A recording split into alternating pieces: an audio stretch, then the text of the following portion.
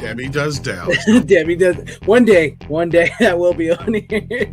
But I got Captain Ron here.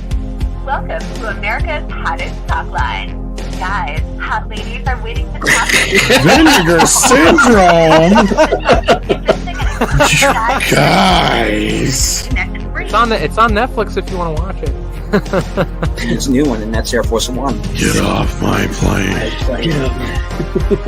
I think Sony paid you a bunch of money to talk about all their steelbooks tonight. The screen movies for the stuff, but you know, are we seriously going to have to talk about the screen movies again?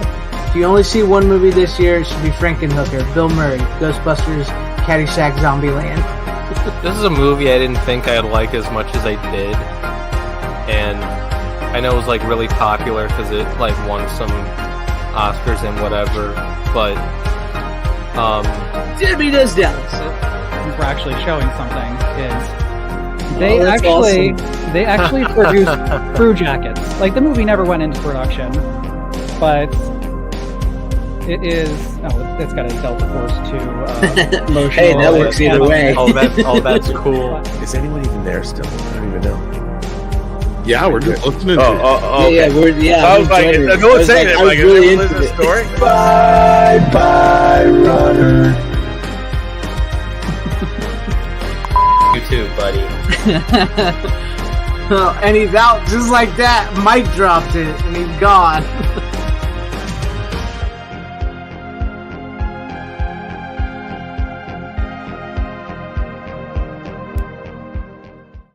Hello, fellow followers. Welcome back to the Physical Media Show here on FanZcene. Greetings to everybody in the chat and everybody out there watching with me tonight is new co-host, Rookie Critic, and as always, the man, the myth, the 4K master, the legend, Tom Connors. How you guys doing this evening? Doing excellent. I was prepared for you to say we have the new runner yet again. Just as my title, new runner. Honestly, I almost said runner. I was going to say runner, and then they're like, oh, it's Rook. So, yeah, it got me there. Oh, that reminded me seeing you holding up the Scream set because I meant to ask you, Tom, what are we going to do about Scream 3? Because I know you're getting Scream 3. I'm getting Scream 3 on 4K. Do we really want to bring them back on to talk Scream again? I forgot. I thought I already did. It's funny. So I actually just rewatched Scream for the first time, having rewatched them. I watched them the first time earlier this year. I just rewatched them again. Maybe in October at some point, if we want to, we could.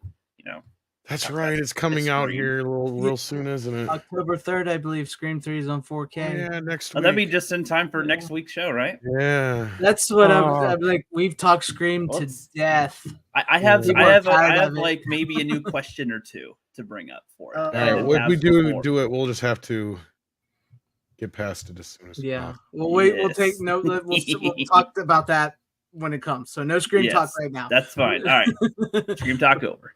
Yeah, but I want to say hi to everyone in the chat real quick, and we'll get started here in a minute. What is up, the real Sean Crummel? Yo. What's up to you? Random Brad, he says, going out to catch replay. Have a great one. Missed you last week, and I hope you can join us soon, but I hope you enjoy the replay as well. Style Selection, let's go. Welcome. Hey, look, the Fandom Collectible. I wonder who that is. Hey, peeps, what's up? That's Steven Delete Scenes. He won't be able to join us live tonight as well. He'll be checking in from time to time, so I hope you enjoy the show and the replay when you get to it. Ace Hanlon, let's see some disc. You're going to see some disc tonight. We'll get to it. And Gonzalo Bergali, live. I hope I said your name right, and I think that's somebody new out there. So welcome to the show for the first time. Dubba Fett, howdy, how are you doing? And then we have RJ Godzilla 81. Hello, and Cool Gamer as always with us. Welcome, Cool Gamer. And Dalton B, good evening to you. Tyrell 72, good evening to you. Duck Nation, what's up, my friend? Christopher Barker says Greg and friends was watching Hell Knight and Countess Dracula early in the week. Ooh, good titles. Good titles. It's getting in that time of year. I'm with you on those type of titles right now. RJ Godzilla says Scream 1, 2, and 4 are the only good ones. I think 3 is better than 4, but that's here near there. Yeah, I like 3. Yeah. It's my favorite. I don't know about favorite, but I thought it was definitely a good ending to the franchise. But Me too.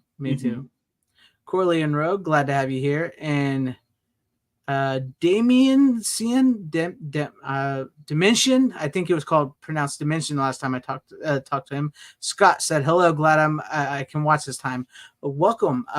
Thank you for everybody hanging with the chat. Everybody out there, make sure you share out the link and tell everybody the physical media show is on. This is a place to be." So, oh, here we go. We got somebody else too. Ayav Nodik. Hope I said your name right. Got the album Invisible Touch by Genesis on repeat. Nice, Genesis. Why?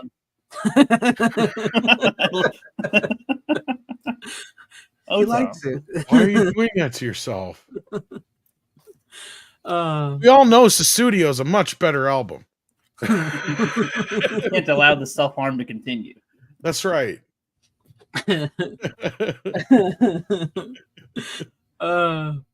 there really has been very few announcements lately. I guess all the titles that are going to come out for the holiday season stuff has already been announced.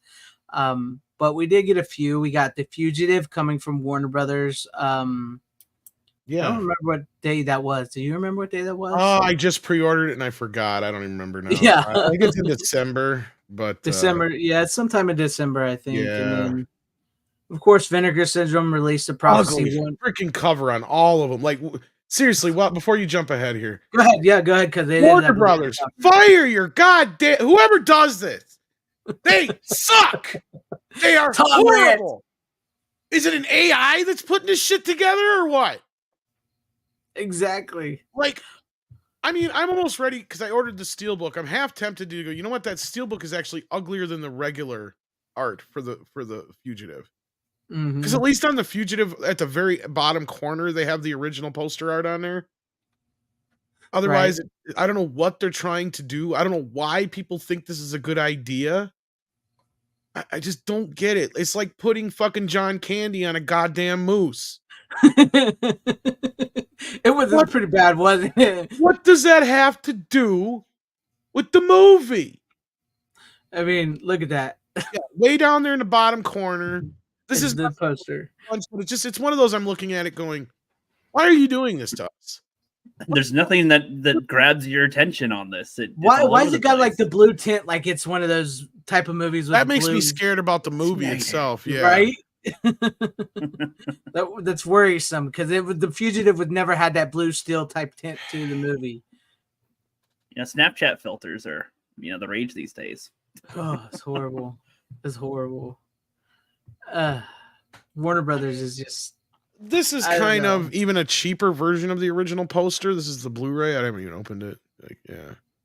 I mean, that's even like minimalist of the poster. Yeah. But that's the original. You can tell what it is. Basically. He's running at you. That's the original video poster art. It's good, black and white for some reason, or more black and white. There's some color in it, but they pulled the color out of it. But yeah, that's just weird.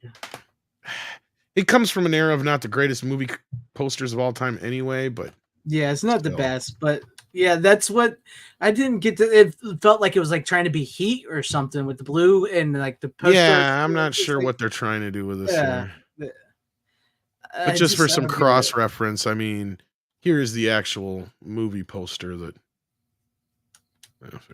it's a small ass one, but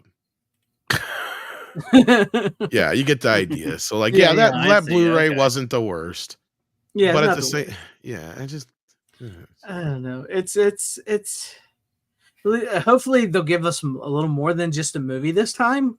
That's what's really making me. I mean, don't look like it. It looks like it's just the 4K disc, and there's extras on the Blu-ray that I doubt will get carried over. We'll see. What does Warner Brothers deal with? It looks like there's a making of. There's a pilot episode of the 2000 TV series.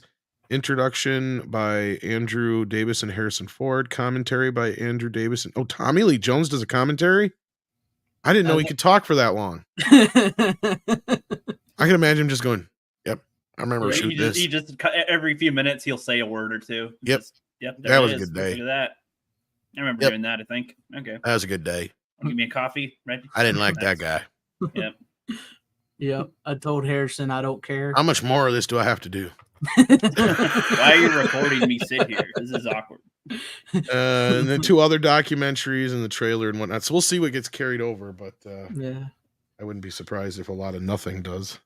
Yeah, I don't think we will. I think Warner Brothers is, I don't know. They're just like, here's the 4K of the movie, but we're not giving you nothing else. So Pretty much. it's weird. I did think we brought up Violent Night 4K once before, but I don't know if we. I think there was a date sometime in December, but I'm not sure. Mm-hmm. Yeah. But yeah, there you guys. The Fugitive was the big thing from Warner Brothers. Vinegar Syndrome. Looney Tunes volume. Oh yeah, the Looney Tunes. I forgot about that. Go ahead. Yeah, they got a new Looney Tunes. I think it's volume 2 or 3 or whatever they're on now. As far as the stuff, and as far as I know, all of these in this collection are ones that have not been released yet. So there's that too. Because I believe on the Bugs Bunny one, there was a good handful that were re-releases, and then I believe these new volume ones are all ones that they never got to on the original sets. So. For those who are curious what's involved with this. Yes. I mean, at least you're getting old Looney Tunes and sets. Well, yeah, now. they only had like I think 200 left after the first 3 volumes. Mm-hmm.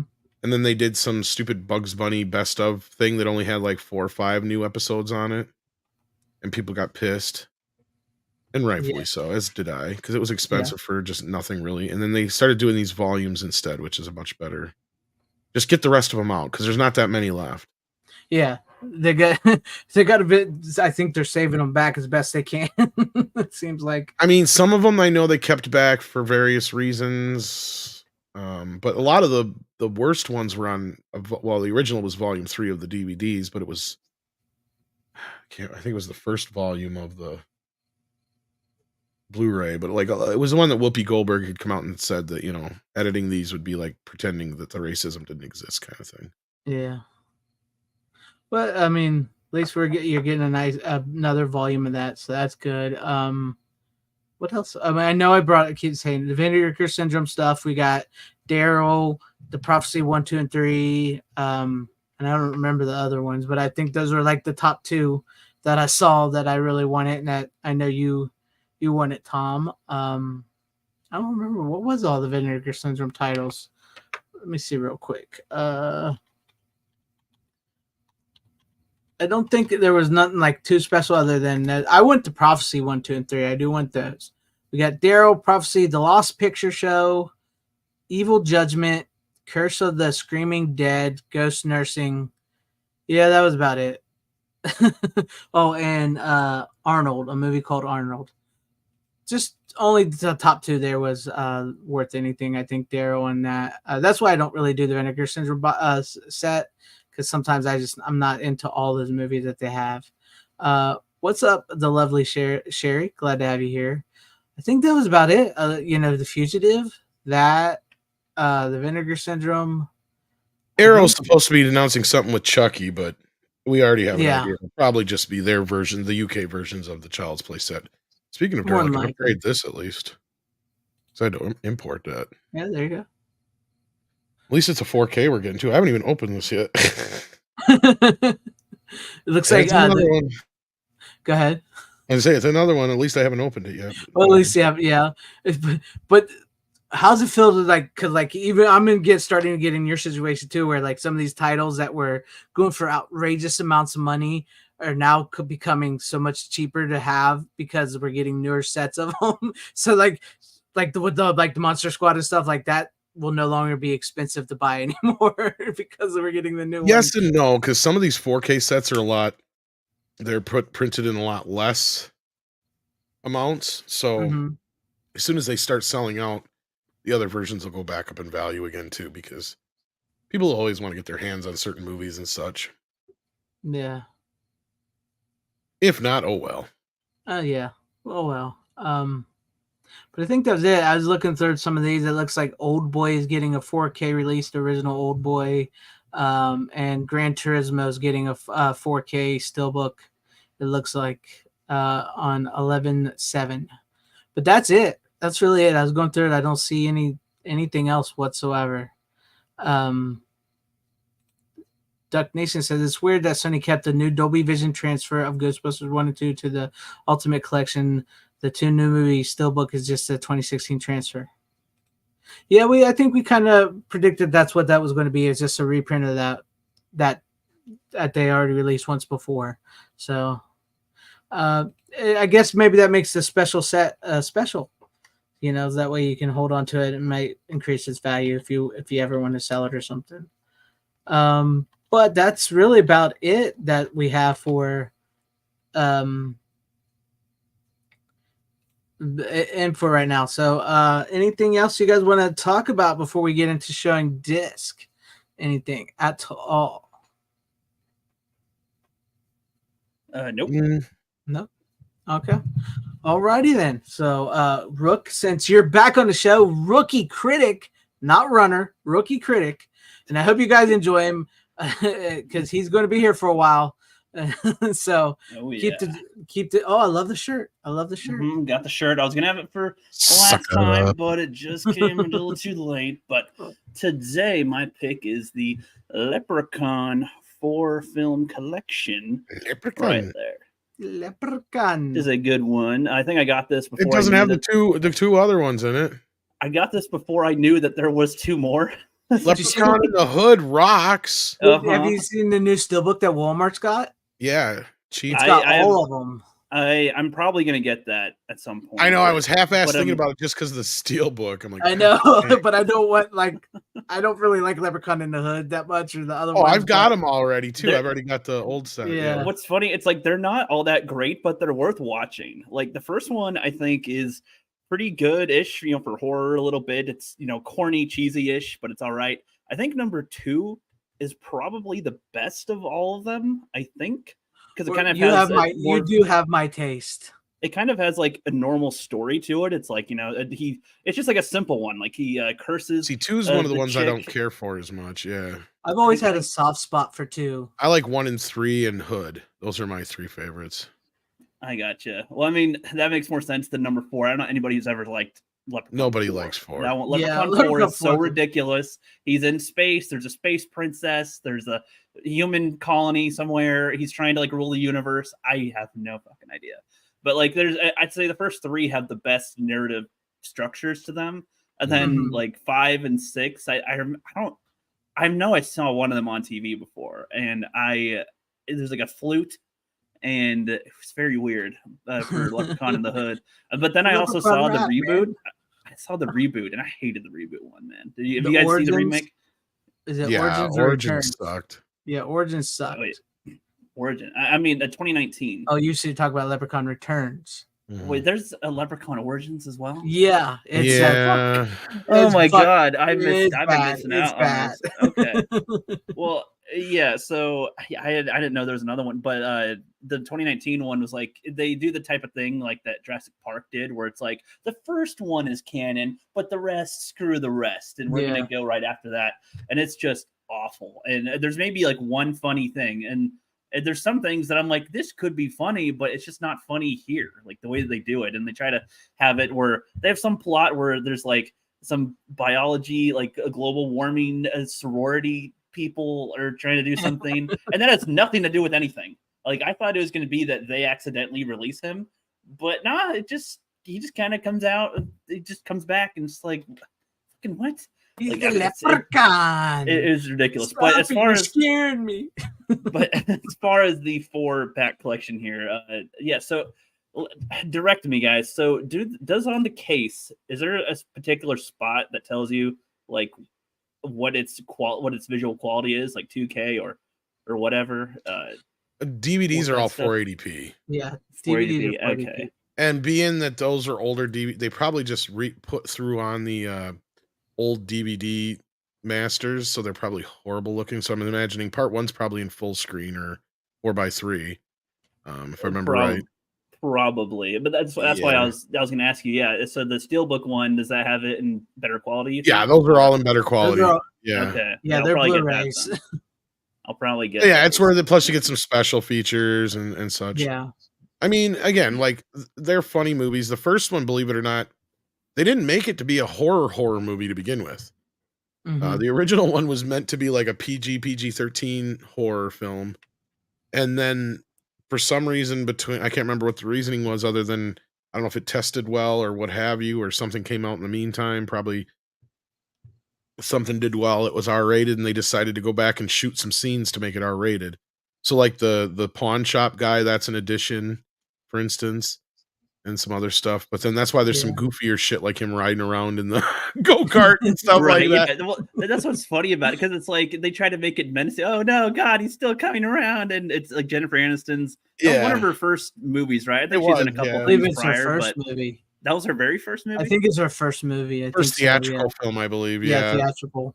And then the second one, I think they had a little bit more budget for the second one, but story-wise, I just wasn't as much of a fan.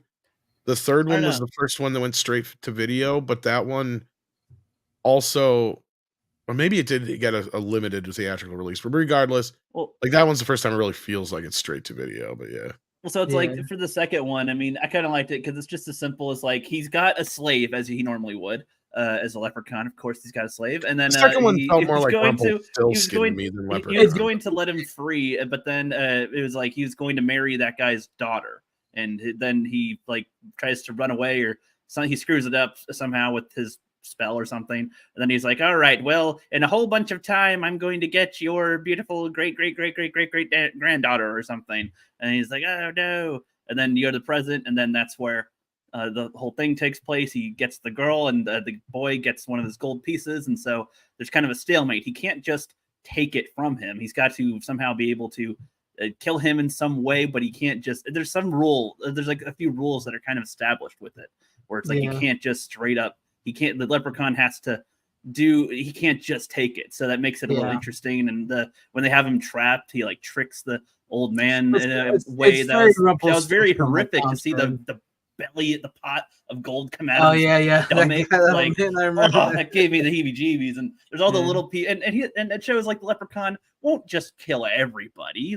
He's in a much more public setting than the first one. And there's like a whole bunch of other little dudes around him, like, yeah, he's one of ours. Yeah, woo, he's having drink. It's a fun little one. And number 3 is hilarious, like the shilling, and it like grants people like a wish or something whenever they use it. And some chick gets huge breasts and blows up. Like it was so. And then he gets bit by the leprechaun, and then he starts to turn into a leprechaun. He's like, we're brothers. I forgot about that. He turns into a leprechaun. I love these movies. They're so stupid, but I feel like there is a sense of passion and heart to them that is not seen in the 2019 version, where it's just, hey, we think this is how you guys like it, right? I don't know, fuck.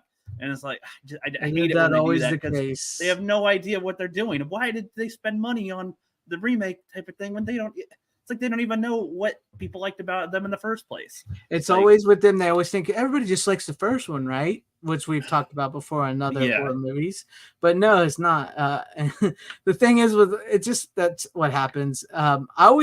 I rented part 4, even though I knew it was going to suck, because Heidi from Tool Time was going to be in it from Home Improvement. If you've ever seen it, of course. I thought I was going to get to see her boobs. I was like, I'm finally going to see Heidi's boobs. Yes. When I was young, because I remember, I thought she was hot. And then it was so disappointing, and the movie sucked so bad.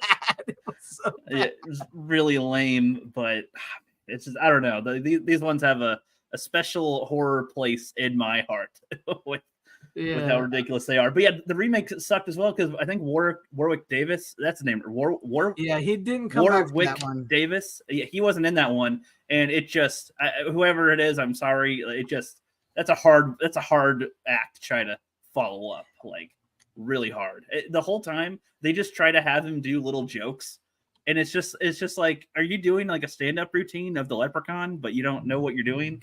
What it felt like. I think we learned, like I think Tom was saying that Warwick, once he had kids, he didn't want to go back to doing the leprechaun. I think he was something about like, he didn't want to be doing stuff like that, but I think he would return if he was asked. Well, I mean, I just think they just should have maybe stopped. They had like 6 movies already.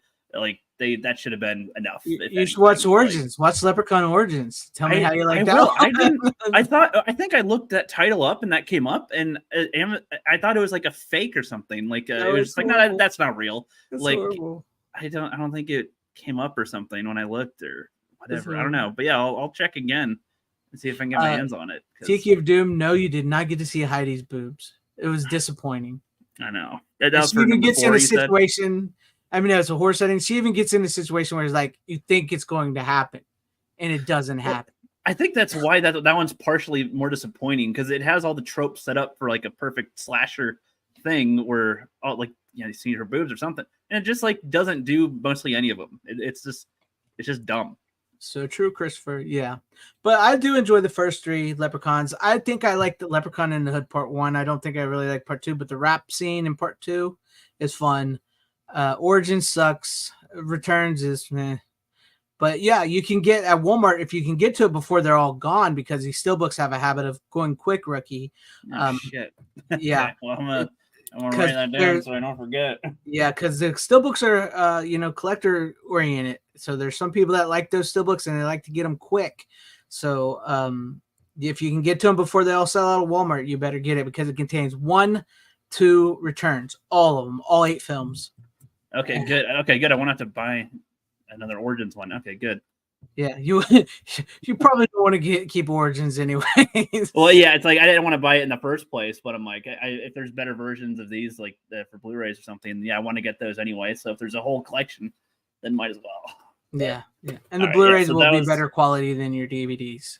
Yeah. Oh shit. There's one more thing before I switch over to you guys with it.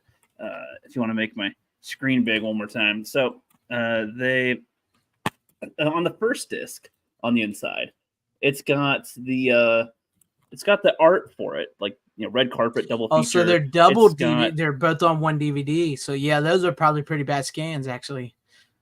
Possibly, but what's funny is that they made the choice to have the first disc have the art, and then the second disc just doesn't. It's a flip DVD, and it's like, well, why did that one not? Why did this one get art and then this one not get art? That's because I don't really get that. They probably released the first 2 as a double pack prior to that. Yeah, more than likely. So they just put the double pack version onto the 4-film collection one, and okay. And then they didn't put the other, which is weird that they didn't put the other 2 in there, but yeah. Yep. I didn't know if the art on the discs specifically was still a common thing, or if they try to do that less and less now, or just particular. No, it was just easy. It was probably cheaper for them to manufacture the 3rd and 4th film because they already had DVDs of their own instead of trying to combine them on a thing like that when they already had a 2-pack probably for the first 2 films way back when. Yeah. Okay. Because like I said, I guarantee those aren't even new scans. They're probably just reprints of the old ass DVDs. Yep. I gotcha. Well, I guess the question I have is like, well, in general with DVDs or Blu-rays, whatever, like, do they? Well, on Blu-rays, do they have art on the Blu-ray discs, or is it sometimes any art on there? Or sometimes they do. Sometimes a lot of times now, unless it's a boutique, it'll just be like if it's a Blu-ray, it'll be a blue disc or something like that. Yeah. Or 4 freaking movies on one disc. Or they just have the title on them, I guess. Yeah, on those. Tom, me and you are on the same language, whatever, you know what I'm saying. In the same one right there. Same wavelength. Yeah, but sometimes you'll get just like a black, like sometimes the DVD will just be black with the title on it, and it all depends on the manufacturer. Yeah, usually. It depends on who manufactures. A lot of boutiques will typically put something on a DVD or Blu-ray. But the flippers started back in the day because that was before dual layer discs. Mm-hmm. So if you had a movie that was over 2 hours long, or had special features in the movie, you had to flip it over. Exactly, yeah. Right. Well, I mean, as physical media collectors, do you guys prefer having discs that have the art on there, or does it really matter? I'm more about the quality. Like back then, having to flip over to watch Sleepers didn't bother me because then I knew the quality was better. But like nowadays, they have triple layer 4K Blu-rays, so like you would never have we never had flippered Blu-rays. Yeah. Instance. Right, there's just no reason for it. Yeah.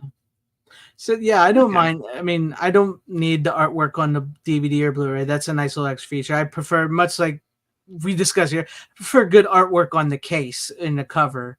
And the Blu-ray or the DVD is here and there, but it's a nice special treat sometimes when they have a nice little piece of artwork on it.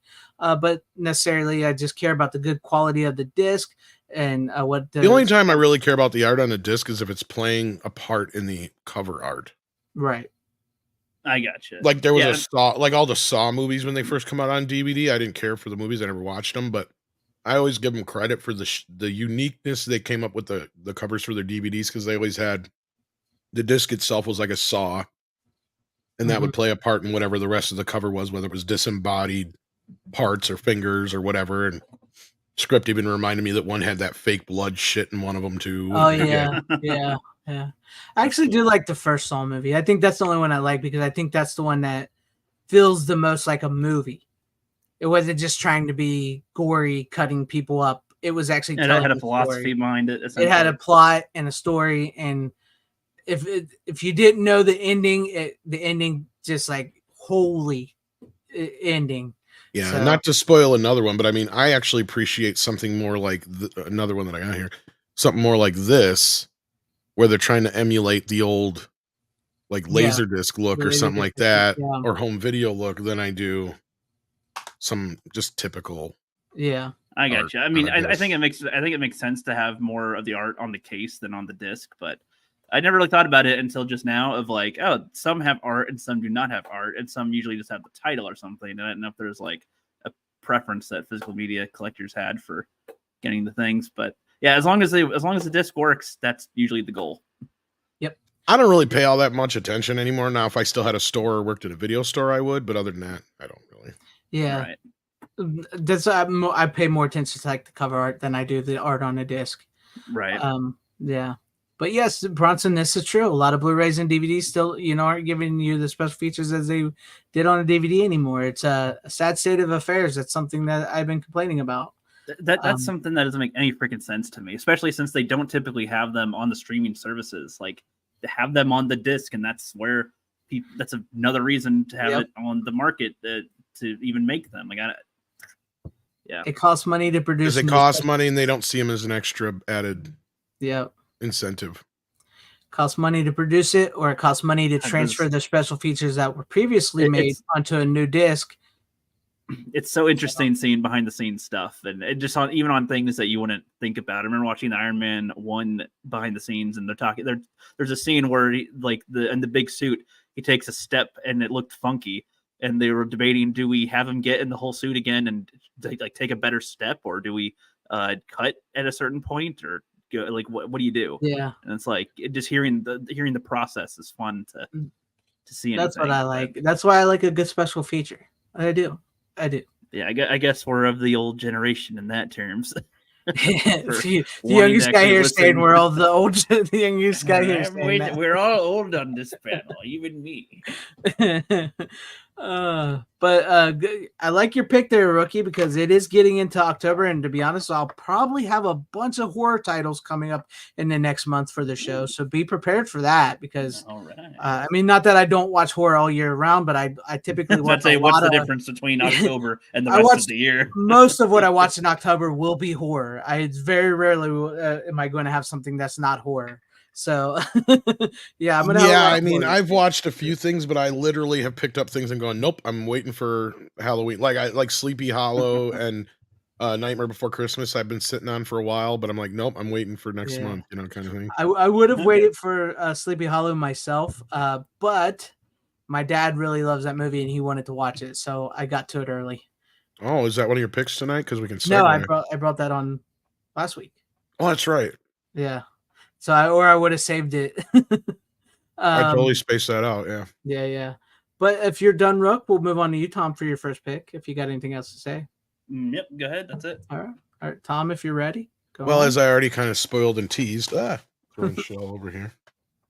I did get the. These were ones I meant to bring on last week, and you forgot to remind me until after the show. I know. But yeah, we got Ghoulies on 4K and Ghoulies 2 from MVD. Noise. First things first, Ghoulies looks amazing. I can't even express how much better it looks than it ever has before. Now, they only have the mono track in here, and I know Shout Factory did a 5.1 mix, but I was listening to that 5.1 mix, and it really just feels like a lot of panning of the effects and stuff track. I don't know. I wish it was here just to have it, but it's not real necessary. It's not the best mix out there. But you got all the stuff that was on the Shout Factory discs, plus all the stuff that was on the imported versions that we've shown before, which I think you were Did you grab yours? I'll go grab it real quick. Go ahead. Oh, I'd say I got it here. If not, but like It's right here. It's gonna take me 2 seconds. I meant to put it over here, but go ahead, talk. well, yeah, you have the this. yeah, and you have the import from Umbrella, which has so they've carried all those special features over to here, and you get a nice poster, which is kind of cool. And what I love about it here, I'll show you. Greg will get it right away. What it is, if I get close enough. You can't really tell, but it's a CVD.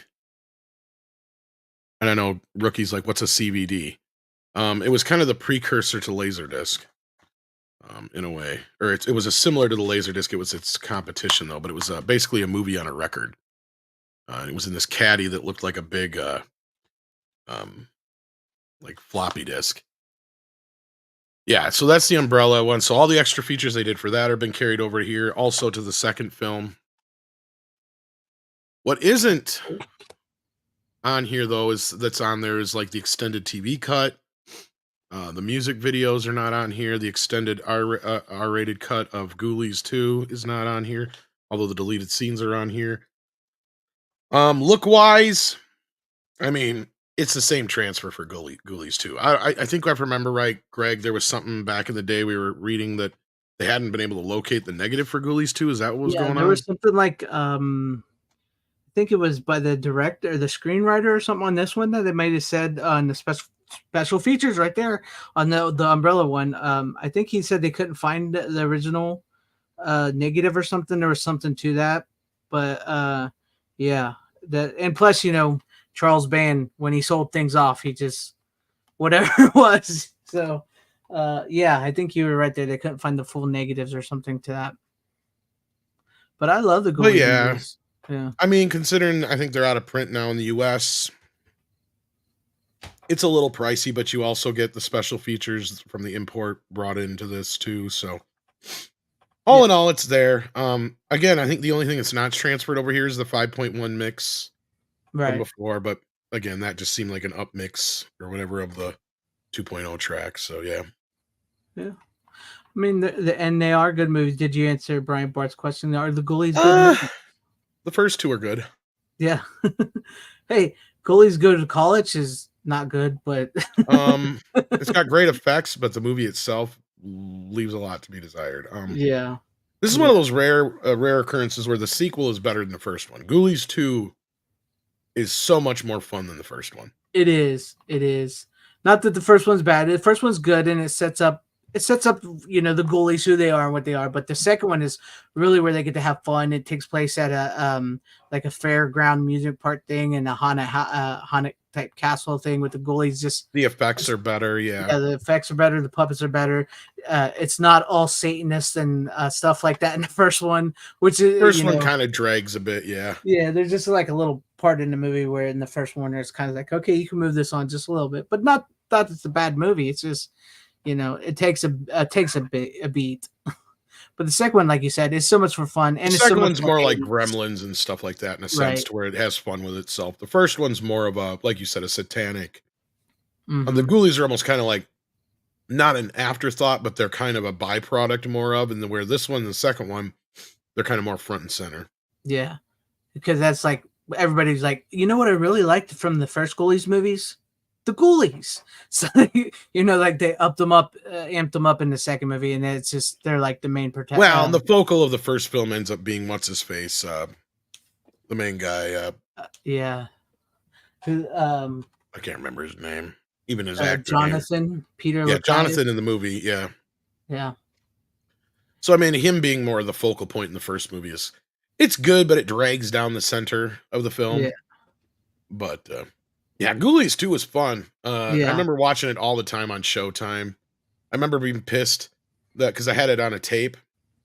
I don't remember what else was on it, but my cousins borrowed it, and my aunt ended up recording over it because she said, I don't know what was on that tape, but it was some killer baby thing. And I'm like, you taped over Ghoulies 2? No. Killer baby thing. Oh, that sucks. I get so mad at that. I was so pissed. Yeah. Oh, I've been there before where you accidentally somebody recorded over something you wanted. But yeah, I'm glad to hear because I've been hearing great things about the first Ghoulies on 4K. So I'm thinking about possibly picking that one up. I don't know about part Definitely 2. worth the upgrade. Yeah, if you already got what you got there, you're no sense in really spending on part 2. Yeah, that's what I figured. I probably wouldn't buy part 2, but I'll probably get one. I'm trying to remember, does the Umbrella one have the Shout Factory special features on it? I can't remember. I think it does. I think they did. I think they ported over all the special features. I think you're right. So I think you're fine with that one on part 2 for now. You just might as well sit on that one until they find the negative. But like I've heard so many talk about how great the first one is, how cinematic it makes. They said it makes it look much more cinematic than it used to. So I'm huge upgrade. In resolution, in color, in vibrance. You can tell that the old discs have been made from the same old scan for years, and I believe that was, I don't even know if that was the inner positive, to be honest with you, but I mean, the old Blu-rays looked all right. Yeah. But no, this is leaps and bounds from what it used to look like. So that's good to know. And good movies to watch around this time of year as well. Like maybe not the first movie with your kids, as if you have a little older kids, maybe, but like the second movie, I think you could definitely show your kids around the like 10, 11, 12 age. I think they would enjoy that. I don't even think there's breast in that movie, so that could be a good scary movie to watch. Believe it or not, they're both rated PG-13. So yeah. So I definitely think that could give your kids a good scare and something you can show them part 2 of Ghoulies. I think that'd be fun to watch. Well, that's the beauty of part 2 is you don't have to have even seen part 1. Right, exactly. It just starts off with some guy running in a robe that looks like he could be related to the first movie, and then the Ghoulies are there. So, yeah, there's no real connection with the first movie. In fact, they introduce a completely new Ghoulie in this one. And yeah, it's like he's just there. They're just there. Yeah. Good old Charlie Band. And the second one actually has a little bit better cast with Paul Dano and such, and Phil. I can't remember his name. The little guy, the little person. Oh yeah. Oh shit! What is it? It's Phil Fondacaro, however you say it. Yeah. Something like that. I'm trying to say his name, I just don't see it. The only thing about the second one that strikes me, and I don't know if I said this the last time, but the chick who's playing the love interest in part 2 seems like she's like 10 years older than the kid. Did I say that last time too? No, I don't think you did. It stuck out like a sore thumb to me this time too. I'm just like, yeah, no, she seems like she's like 30 something and he's in his early 20s. And I don't know if there is any real difference in their age, but we're gonna call him not Johnny Depp because I don't remember his name in the movie. But he just made me feel like Larry, is that it? Yeah, because he looks like he's trying to be Johnny Depp in 21 Jump Street. Like with the hair and the way he's dressed, and it's like the way he's acting, his whole fucking shtick is like, I'm trying to be Johnny Depp. And he's dating some like 40-year-old fucking dancer. Let's look here. I just out of curiosity. You can go ahead and go to your... That's what I was looking up. He's like 52 now. Yeah. And I can't find her age. Oh, yeah, of course. Her name was Carrie Rimson. I can't find her name. I can't find her age because she's dead. Oh. It died April 22nd, 1999. When was she born? Oh no. Shit, I didn't know that. I feel bad. That can't be right. Oh no, that's not her. Okay. I was gonna say, yeah, she's still alive. She's still alive. In fact, she was in 21 Jump Street. Oh, one scene. She's in Nightmare on Elm Street 2 as well. I remember that. Yeah. Looks like she was born in 64. So so she'd be what now? 64 would be 70 almost? No, 60. Doing math in my head now. Wait, so she was born in what? 64. Okay, nice. Got a calculator out here. Yeah. Who said you'd never need a calculator? Fuck that.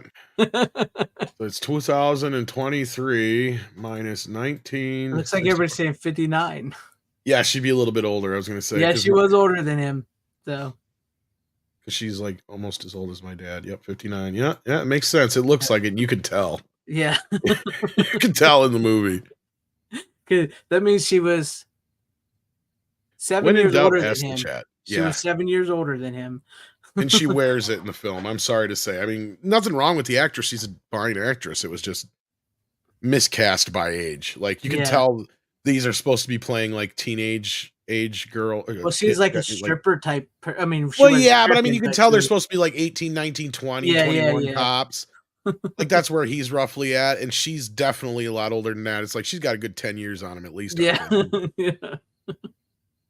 Hey, man, he was hitting above his pay grade. So, Well, I guess when considering the options he had there, I mean, yeah. But yeah, I'm glad to hear that the 4K of the first one looks good, and the second one, did you see the poster Yeah, you were saying about that you it was a didn't like, CBD? Yeah. yeah, Or VCD, I mean, or whatever the hell they're called. yeah, Not a laser disc, but yeah. yeah. Because I was trying to explain it to Rookie. It's like the Blu-ray versions of the MVDs are like VHS type covers, and then the 4Ks are like the laser disc because the laser disc became after the VHS era. So they're just trying to make it look like that for the nostalgia lovers. So yeah, I like life was rougher back then. She lived a rough life. But yeah, it's good to know about the Ghoulies. And I know Rook has never seen any of the Ghoulies, so maybe he'll see them now. I think you'd like them, Rookie. Possibly. I'll see Gremlins first, more than likely. Oh, yeah, you Probably guys still ain't Critters seen because those Gremlins come up, yet? and then I'll probably see that one this year. At least one of them. How many Gremlins films are there? 2. Just Just 2. 2. Oh, okay, I thought there was like 7. Okay, good. or is there that many Critters ones? Am I thinking of? There's 4 There's 4 critters. critters. Actually, there's Okay, 5. I think in my head Oh, I yeah, combined you're right, them. 5. I think in my head I combined them or something. I thought there's a whole big old franchise for that. Yeah, I'll definitely check Gremlins out should Gremlins. have a huge franchise, but Warner Brothers mucked that up a little bit. Yeah. Crazy. You get used to it, chat, and everybody watching. Rookie here has not seen a lot of movies. That's why he is called the Rookie Critic. But that's why it's fun, because then when I do see it, you can get like my noob reaction to seeing them. So that's why when we knew Runner was leaving, that's why we knew Rookie could replace Runner, because when Runner started, he had not seen a lot too, other than maybe Snyder and Nolan movies, because he like brought him on every single week back in the beginning. and then we molded him and taught him and showed him a lot of new movies. So yep. I can take the judging. I can feel it I can 6. feel your eyes looking at me. 6. Why I'm sitting here judging him. Yes. And the real Sean's like, what the fuck? How do you find someone who's never seen Gremlins? Sean, it'll surprise you how many movies Rookie has not seen. It will blow your mind. And it's like this, between this year and last year, I've watched like 120 movies or something. And it's like, to me, that's like the most I've watched in that short amount of time, like ever. Like years of time wouldn't amount to how much I watched in the last 2 years. You're like, growing. You're growing, man. You're growing. Yeah, and I also watched like all Game of Thrones. I've watched part like halfway through Breaking Bad. I watched House of the Dragon. I watched some shows too. So I'm getting there. He's catching up on 100 years of pop culture. Yeah, it's gonna be. I won't be able to watch every single thing. Yeah, it's true. I actually just talked to somebody today that's not seen Ernest Scared Stupid. So I had seen all the Ernest movies. You have? Chalk one for Rook. I love those movies growing up. Yeah. Yeah. I was surprised too, because this girl, she's a horror lover and she had never seen Ernest Scared Stupid. And I was like, you've never seen it. You got to see it and tell me what you think. So I got her to watch Ernest Scared Stupid. I'm waiting to hear what she thinks. So I'm looking forward to hearing those thoughts. And that is why she won't talk to you anymore. Hey, she's the one that said she saw Ernest Goes to Camp and forgot how funny it was. And then she never said she saw Scared Stupid. I was like, I know. Hold up. Yeah. But any final words there? Nope. All right. Well, what's this from One Bombo? Do you have the ceiling overhead speakers for Dolby Atmos, or do you have a 5.1 system or ear level speakers only for your home system? Tom. Oh wow. I technically have a 7.1 or 7.1.2 setup. So what that means is I have the standard 5.1 setup, and then I have the above speakers for the front. But I do have speakers that could work for above me but I put them on the sides because of where I'm at. I can't do anything in the ceiling, so that's the way I have it set up now. So basically, like a 7.1 system with 2 of the Atmos speakers, because my system can only handle 10 things at a time. So Gotcha. that's the easiest answer I have for you. There you go. I hope that helps you. Wambambo. I hope I said your name right. Wambambo. Hope that helps out a little bit. All right, I'm gonna go to me. You guys are gonna laugh at me, but I have a VHS, but it's a brand new VHS of an older movie. I wanted to buy it because I thought it looked fun. So I have Savage Beach, an Andy Sedaris film. All right, I'm already sold. I want to watch that. Yes. Oh, have you not seen Andy Sedaris movies? What am I? You're rookie. You haven't. I but I don't recognize the name. Yeah, I know you. I know. So this is a brand new VHS of this movie. I actually have this movie on disc and everything. But this just came out from Lunch Meat VHS. This company that puts out these VHS movies and stuff.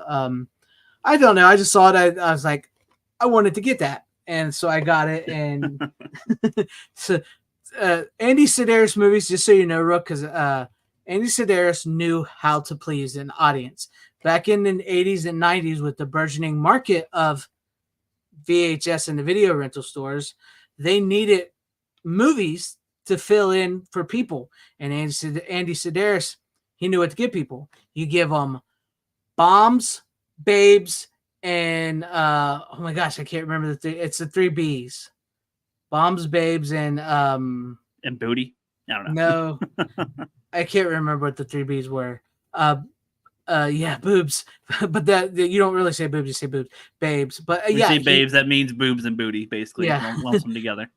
Basically, what he did was he took Playmate girls from Playboy and stuff.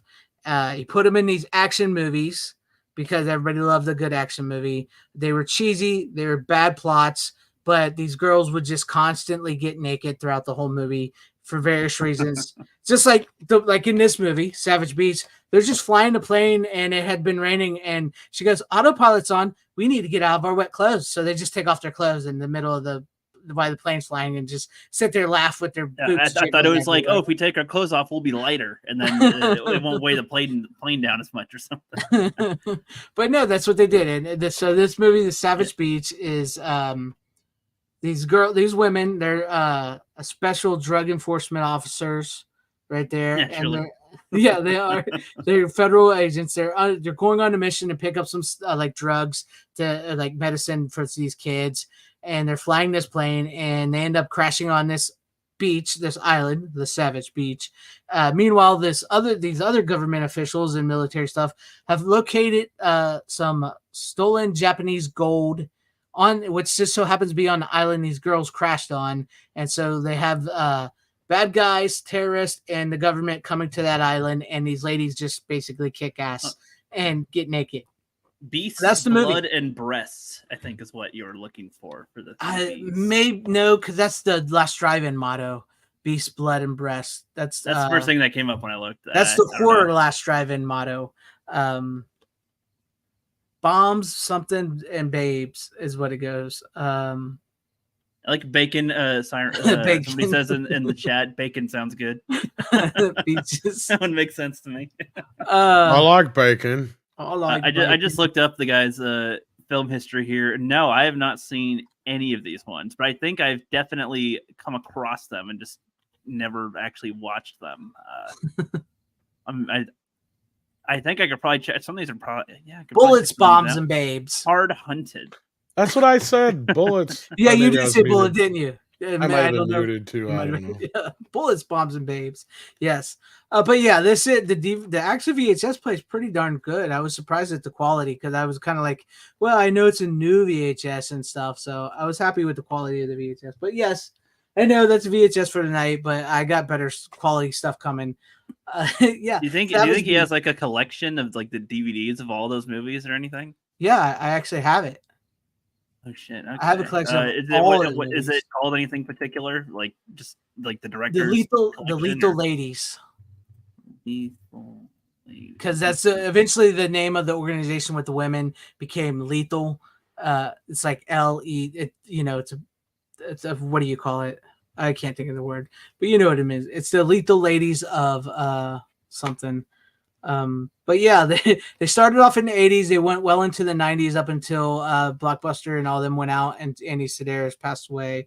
So this isn't a bad idea, 6. We should give Rookie movie homework every week and have him report back. Yeah. That's not a bad idea. I thought about that as a suggestion.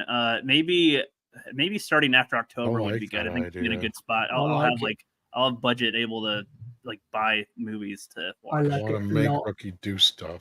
Yeah, and make him report, make him write a 6-page essay about why this movie is the perfect movie ever. If only. Yeah, but that's I'm not finding it so far. I'm trying to find like a collection. I want to put Rookie through filmmaking school like Jack Black gets put through by Kyle Gass and Tenacious D, the movie. You ever see that? Oh, that's Tenacious D is like on my like within the next month. I'm gonna see that at some point. Tenacious D, it's on my list. That's funny. Yeah, I know I was going to probably be the only one to talk about that one. I don't know. That's what the other thing I had to watch this week. But if you're ready, Rookie, we'll move on to you for your next pick. Okay, just a sec. 1 sec. Okay. Just a sec, and he goes away. Yeah, I'm at my sister's house, and I had to make sure the cats had water going. They like to drink out of the faucet and whatever, and one of them likes to turn off the faucet sometimes to rub and whatnot, So I've got the Stargate Atlantis DVD full collection, 26 disc set with a look at him disc whipping some shit out. Well, I know, right? You wouldn't expect that from me. No. I've got some stuff. I was very passionate about Stargate for a really long time. I've never actually seen it, believe it or not. I would recommend it, man, but you got time. I mean, you've seen everything else. I've seen the movie, but I never got into the show. That was the show is very corny, but the show also has a lot of good concepts. But I mean, you grew up with Star Trek, right? And you've probably seen Doctor Who, I imagine, and so anything in those realms have probably done similar things, but I feel like Stargate does a different approach and tone compared to those that I think make it kind of fun too. Some of their stuff, again, you've probably seen similar type of episodes done because the first Stargate SG-1 seasons had like, I don't know if you know FanZcene or not. I don't know. They had like over 10 seasons, I think. And I don't know how many episodes of the regular Stargate SG-1 specifically, and then and then they had a couple movies too of that, but the original movie's the best. Yeah, there is Stargate Continuum and Stargate something else. There's a couple of them, that were like sort of in the later seasons or afterward. There's also Stargate Origins that came out recently. That was pretty shit. Honestly, it's like a prequel to the first movie. Like, oh my god, stupid. But this comes with a quite a bit of stuff here. Like I don't normally collect DVD versions of shows, but I kind of did. I was like, you know what? This is one that if I can't find it anywhere, I definitely want to have it. So this is like before I even really got into collecting anything. Comes with a picture set here of the Daedalus spaceship that they have on there. Don't know if the design is that awesome compared to others, honestly, but it's all right. And it's this little sleeve versions. It's not like actual cases, like not like a hardback case. I don't know what you'd call it when they're just sleevish shaped. And got all the stuff right there. I hate those. I hate that they slip into that like that. Yeah, I would prefer. I thought it was like gonna like open up like a big old thing or something, or have a different type of format. These, I don't know, make me feel less certain about their safety a little bit, but I guess when it's in here, it's all good. But Stargate Atlantis. Yeah, I was about to say this is the one where Jason Momoa was in. Yeah, so Stargate Atlantis is a lot of people say it as a lot less, like a much lesser version compared to SG-1. I'd say it's still pretty good by comparison. There's a lot more philosophical episodes, I think, in the SG-1 season. The first 4 seasons of SG-1, they do a lot of stuff in that area and do a lot of buildup. This is when they go away from our galaxy into the next galaxy. They leave the Milky Way and go to Pegasus Galaxy. And there's a little more silly stuff that can happen here and there, but they still have some episodes I think are really good and well done. This is where I first saw Jason Momoa and a lot of other actors that I've seen since I've seen Stargate Atlantis and stuff. So there's a crossover, or not a crossover, but I know there's a guy, Woolsey, who's in this. I know he's in Star Trek. There's like some Star Trek characters that are in SG-1 and Atlantis as well. And so I imagine a lot of the nerds who grew up with all that stuff were excited with those. But I like the concept of ancient aliens, and this kind of has like, ancient humanity was also highly advanced, and we're like rediscovering some of that. And there's a whole lot of very advanced alien races out there that are powerful and take on the imagery of the old gods. And so we can utilize history to like figure out how to combat the aliens that have this futuristic technology, as well as learning new things, integrating technology, trying to reconfigure them to work with our stuff. And I like the concept for it, and goes on really long. They go into Stargate universe, which has a good realistic setting to it, but they don't do enough to get the characters and story to flow well enough to continue on. Have you ever seen the original Stargate movie? Yes. Of course, I was going to say, okay, with Kurt Russell and James Spader? Kurt Russell and Spader in them, that which was good. That was a good kickoff to it, a good pilot to it. The show kicks off right after the movie. So I've never actually seen any of the Stargate shows. It's like a pilot to the show. Again, it's one where a lot of people would probably prefer the movie, but I mean, if you could watch Star Trek, you can easily get into Stargate. And if you've seen Star Wars, I mean, they're all star based. It's right there. I mean, Star Trek, Star Wars, Stargate, Battlestar Galactica. What are you trying to say? You're mixing up franchises here. You're causing a nerd war. And it's like the tone is different. It's not the same. It's not going to be the same as Star Trek and other material that is similar to it. But I wasn't going to say nothing, Sean, but he did. He did. I wasn't going to say nothing, but he did refer to the actual movie as a pilot to the show. I'm just saying. Well, okay. Well, from my perspective, I saw the show or some of the episodes of the show first, and then the movie. So from my perspective, it acted like a pilot. I was like, oh, that's like a pilot episode. Okay, cool. Blockbuster movie, man. Sure. I don't know, Brent Barth. Yeah. I've never actually watched any of the Stargate shows, so I don't know. It's a good type of thing that show keeps the movie intact. Like it's the show that respects it doesn't shit on the movie either. It like continues from it. The movie is the base plate for what they do in the show going forward with it, and they do it well, I think. And the main actor they got to play in it, I think he might have been famous from MacGyver or something. Yes. He's the guy that's playing the Kurt Russell role. Yeah, which I think he does fine. Kurt Russell, I know everybody loves Kurt Russell. It's great. And yes, I like him too in the movie, but could you see Kurt Russell doing a show like this? No. I mean, I don't think Kurt Russell did it right the first time. Yeah, but I don't know. I haven't seen him. It's like I don't know. I just see it like you can have two people that do the same character well. So that's I get you. I'm not dogging you or anything. I've never seen. No, you're good. I have never seen that. Just to me, that triggers the first is always the best, only ever, always, and it's gets that into my head. But no, I recommend you guys check out Stargate if you guys haven't seen any of the shows.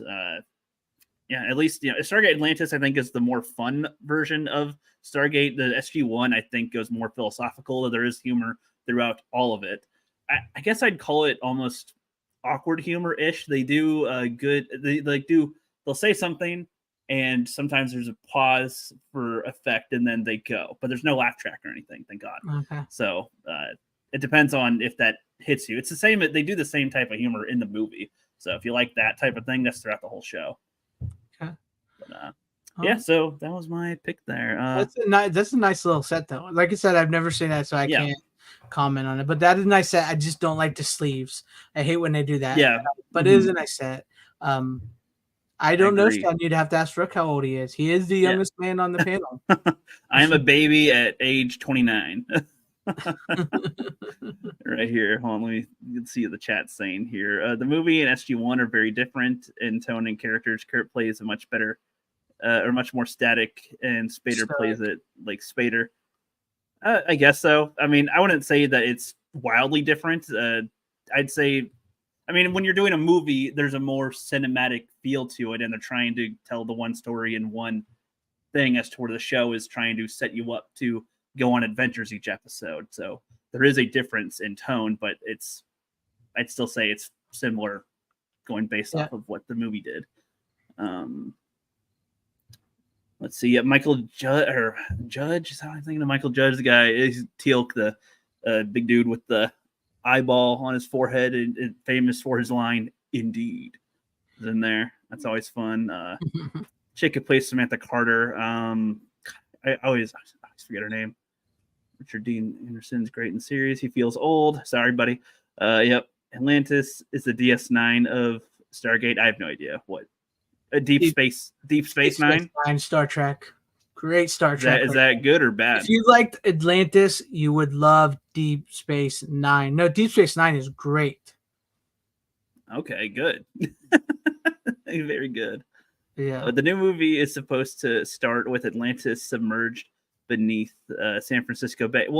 So I don't know I don't think they're making any movie right now. When they finished the Atlantis show, they planned on having the next seasons of Atlantis basically start with it being here, and then they go to like another galaxy or universe or something. In Stargate universe, they go to the other side of the universe, and the show's kind of silly, to be honest. But it had cool concepts in the universe, but not executed well. 6 says, "It's okay, Rook. I once said Lord of the Rings novelizations." Oh, yeah, I know what you mean. Yeah, sometimes I say the reverse, even though it came out in whatever order. That's my bad. Both Atlantis and SG1 were produced at the same time, so in my opinion, it's harder to say which one is better than the other. Yeah, I agree. But some people typically will just default to saying SG1 is better, but I don't know. SG1, I think, as it goes, once they get rid of the Goa'uld for the most part, spoilers, with it, and they changed over to the Ori as the enemies. Those interesting concepts, but that switches over to more of the Christian-based alien type of thing compared to the start, which was the ancient gods like Ra and all these other ones that are far more interesting, and Apophis and all these ones. That concept of ancient history is a lot more entertaining to me than what they end up doing later on. They still have fun in the later ones, but it's just, I don't know. It's not the same. It's still good, but not as good as the first few seasons, I'd say. Still feel old. Yep. 29. Sam. Kurt Russell is too big of an actor for the 90s early television. Yeah, that's true. 29 in human years, 15 in physical media years. That's giving me some props. I would have said 12, but that's pretty good. Appreciate that. But here you go, Rook. There you go. It's called Girls, Guns, and G-Strings, the Andy Sedaris collection.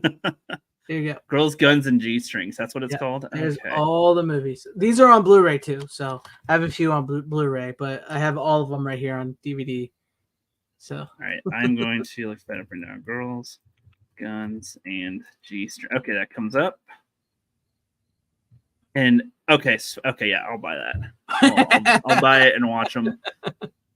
Maybe I'll watch them for October. Maybe I'll watch those for October. Oh, these aren't scary movies, and there's like... well, yeah, but whatever,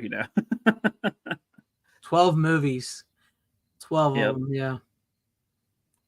Yeah, very cheesy, very low budget, very booby. So, yep. But yeah, it's a great set. Like I said, I wish I could talk a little more about Stargate. I've only ever seen the actual movie.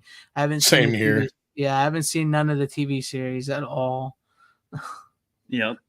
6 says Stargate Universe is his favorite version, but he loves anything Stargate. Yeah, again, Stargate Universe has merits to it, but like I feel like they got what I really want. Like if you guys like science or space related stuff in general specifically, they do that really well in Stargate Universe. But I think they fail to get a good attachment to a lot of characters and tone setting. I don't know, like a straightforward plot going through, so it kind of stays there.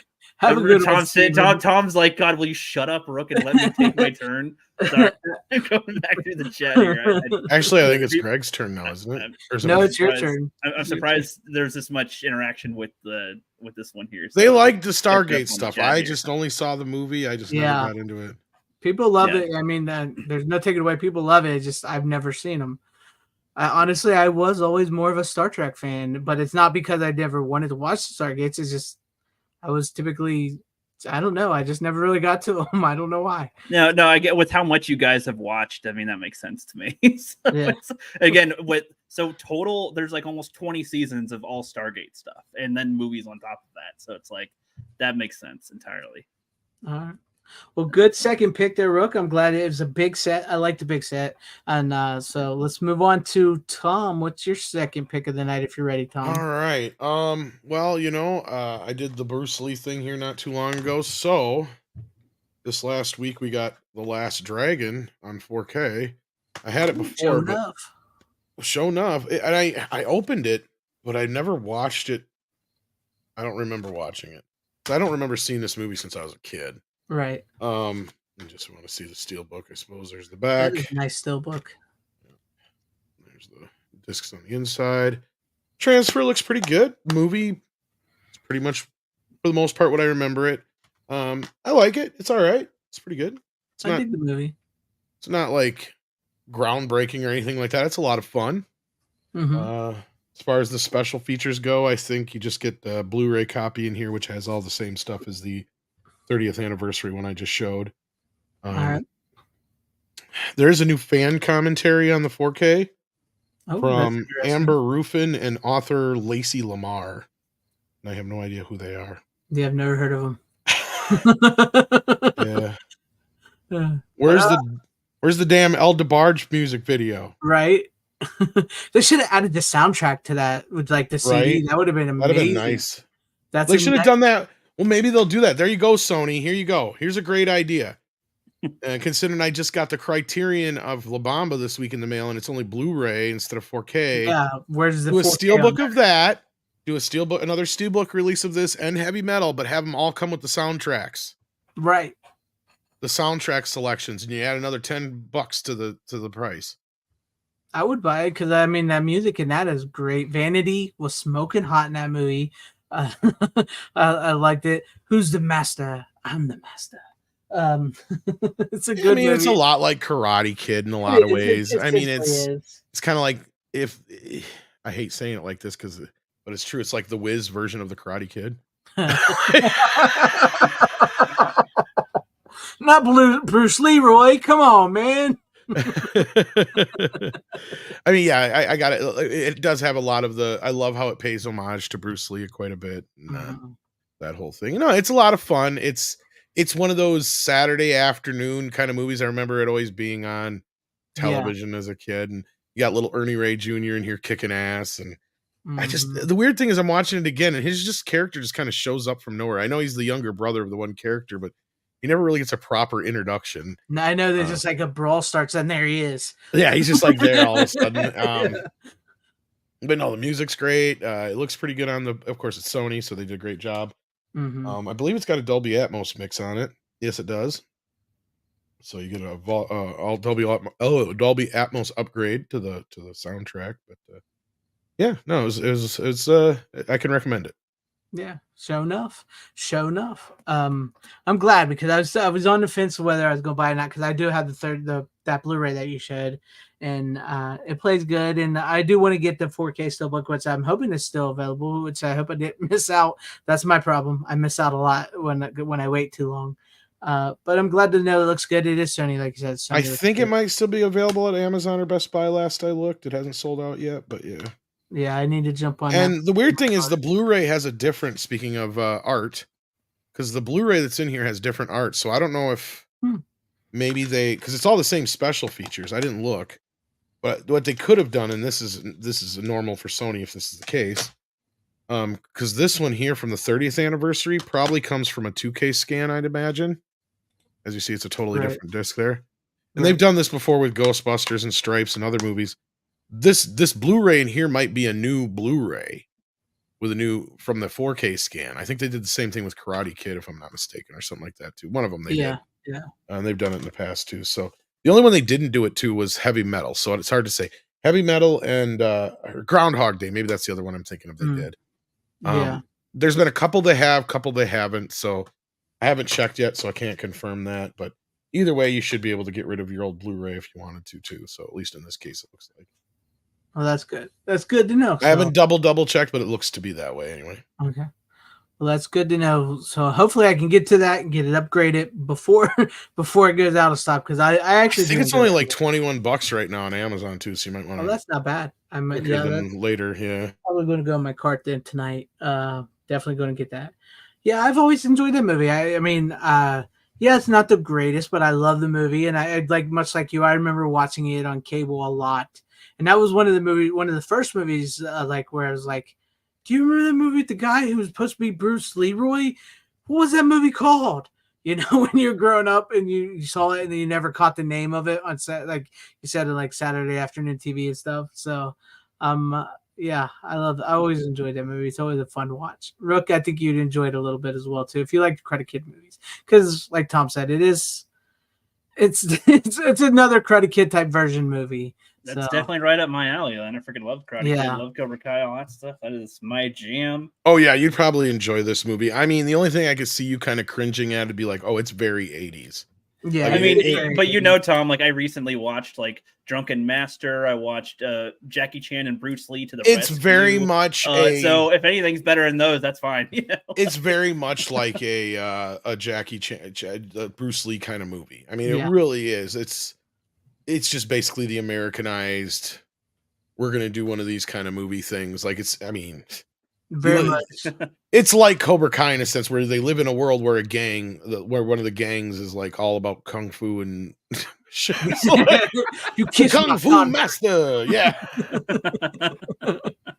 Yeah, and nobody like thinks so. Not even a word. Like he's walking around, like with 80s style leather mixed with Chinese style like suit, and he's like walking around Harlem telling people to kiss his Converse, or he's like the master. And Bruce Lee, you know, he's like Bruce Lee, the black guy, Bruce Leroy, and so it's very much like one of those movies. Just 80s modernized in New York City. So that it's definitely fun. is It's right a fun watch. It's a fun watch. That was The Last Dragon? Yeah, The Last Dragon, yeah. Last Dragon. Okay. Yeah. Good. Very good. I ask specifically because they tend to have a lot of similar names to each other. I should almost have you send me your mailing address, Rook, because a lot of these ones, when I upgrade them, I could probably send some of them to you. That's actually not a bad idea.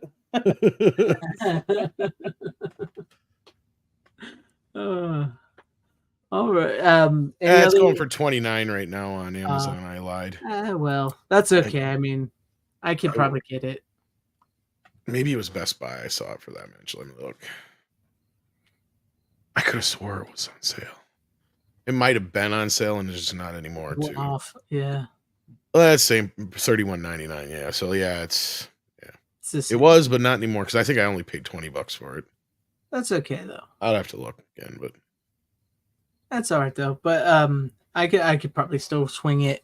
But yeah, that's a good movie. Any final words, I guess, before we go on to me? No, I wish I had a little bit more to say about it. But go ahead, Rook, and then I'm literally buying the girls, guns, and G-strings right now.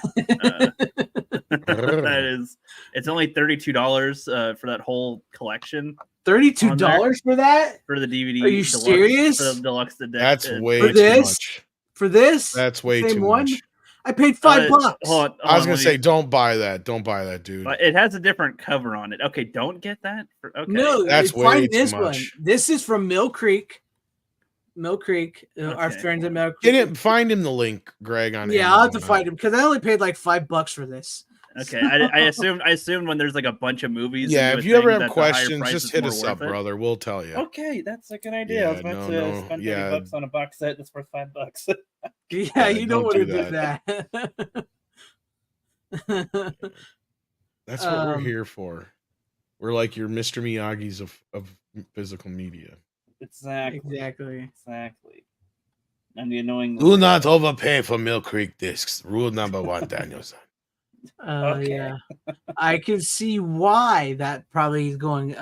It looks like it's out of print. Is why that's that probably could be why. Yeah. It looked like it had different art than yours too. I don't know if that matters. And it said deluxe edition. I don't know if yours is deluxe edition or if that matters. I don't even know what that means. That's just a slap a name to put a deluxe edition on it to make you think it sounds more special. It's exactly the same set. It's just it looks like maybe I'll look at when I go check for the Leprechaun thing at Walmart. I'll see if they have this. I doubt they would have the G-strings thing there, but you never know. Yeah, I'll find you a better link here soon. Yeah, because I only paid $5 for that. That's crazy. That's gone up that much in price. I know the Blu-rays are a little more expensive than that because of that, but that's because the Blu-rays are actually rare. But yeah, The Last Dragon is a good movie. I think you dig that, Rook. I'm looking forward to get it to 4K. Anything else on it, Tom, before we go to me? No, I think that's about all I can say. But I wish I was a bigger fan. I know it's one of those movies that everybody's like, can't believe I don't talk about more often because it is right up my alley, and I do enjoy it. It's just one of those movies that didn't stick with me as much as a kid. Right. It just Karate Kid and stuff like that did, though. Is $14 a good price for The Last Dragon on Blu-ray? On standard Blu-ray? Not really. It looks like standard Blu-ray. No, not really. I think I paid a lot less than that. I mean, if you were getting the 4K, yes. The DVD on Amazon it says 4K $29.99. Yeah, that's 4K. Yeah, and the that's DVD the says the DVD says $6.49. I mean, if you went to DVD, that's fine. If that's what you're comfortable with. That's probably what I do, honestly. That's what I can imagine most of these would be. But I mean, on this show, we like to help you move way into Blu-ray and stuff, but DVD is fine. Honestly, that's the type of movie. I don't know if you have any local. Well, you're at, where you're staying now, you might be able to find one before you go spending any money. I'd check out like some local. If you have any disc, like places that sell used discs, or we used to have like a buybacks. I think where we used to have a Hollywood Video there. Then it was buybacks. I think they're gone now though. Well, check around if not, and sometimes even pretty pawn much the only place. Walmart or Target are like the only ones that sell movies like just there. I got to imagine somebody might have that one on eBay for cheap too, or whatever too. Like, never underestimate eBay to find some cheap discs sometimes too. I always check around generally just to find the best price. Oh yeah, that's a good idea. Everybody in the chat's like, it can't buy anything unless it's 4K. No.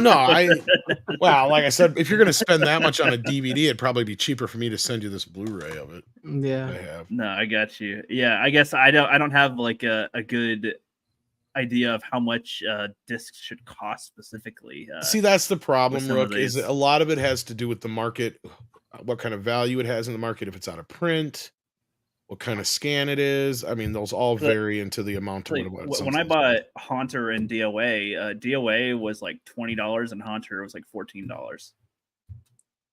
Well, that depends. Like, if have those ever been released on Blu-ray? Because if they've never the rights and all that business, if they've never been on Blu-ray and if they're rare DVD titles, that's probably the average thing. They seem like they stopped printing them, I assume, because they weren't as if popular. they're out of print. Yeah. Well, and this is why I get pissy about the VHS market and how they're trying to turn it into some kind of collector's market. It's like, no, you dumbasses. The only ones that are worth any money are ones that never made their way beyond video. Right. That's the only reason they have any value. Quit trying to make these worthless. I'm sorry, it bothers me. It's I know it bothers me too. And I know you love VHS, Greg. So like if they're taking like a $2 VHS and going, no, they're $30. Like, look at this. They're taking a movie like Back to the Future, that hasn't been open and selling it for like $10,000. Back to the Future is one of the most mass-produced movies ever. Exactly. It's worthless.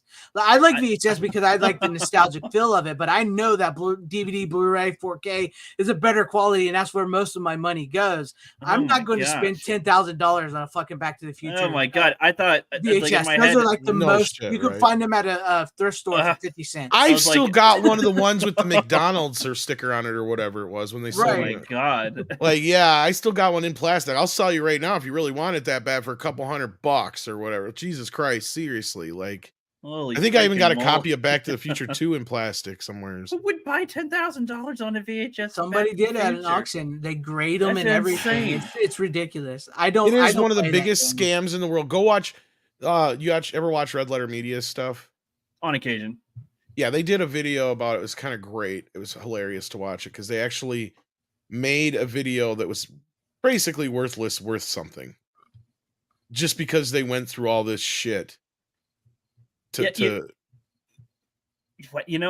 this is not as shocking. I've seen a study where like people were auctioning off like $20, and they at some point people were like trying to do $40 to buy the $20 bill, or like a water bottle. They're like, how much do you think this is worth? And they're like, I don't know, like $5. But then people that were in a weird emotional state was like thinking it's worth like $20 as well. It's like, I guess that's how that happens. I guess in some cases people think Yuki. the worth with movies. I don't know. It's a real problem because yes, I do love VHS. I do love collecting VHS. I do watch VHS, but I'm not stupid or naive enough to think that just because it's a sealed copy of Back to the Future or Ghostbusters or something that I'm going to spend thousands of dollars on that or make thousands of dollars on that.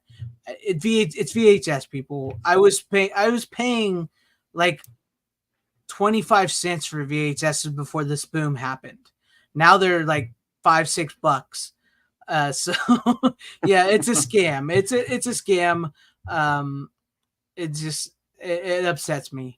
I guess don't mind buying like something like this on VHS because this is a brand new VHS. It's not mass produced. There's only like maybe 50. I wonder if it's even been on DVD. Yeah. Yeah. There's only like 50 of these made now. Oh, that's a new movie? Yeah, this is brand new VHS. Oh, okay. I didn't realize when you it's said an new, old movie. It's an old Oh, okay. movie. That was where I'm confused. I'm like, yeah.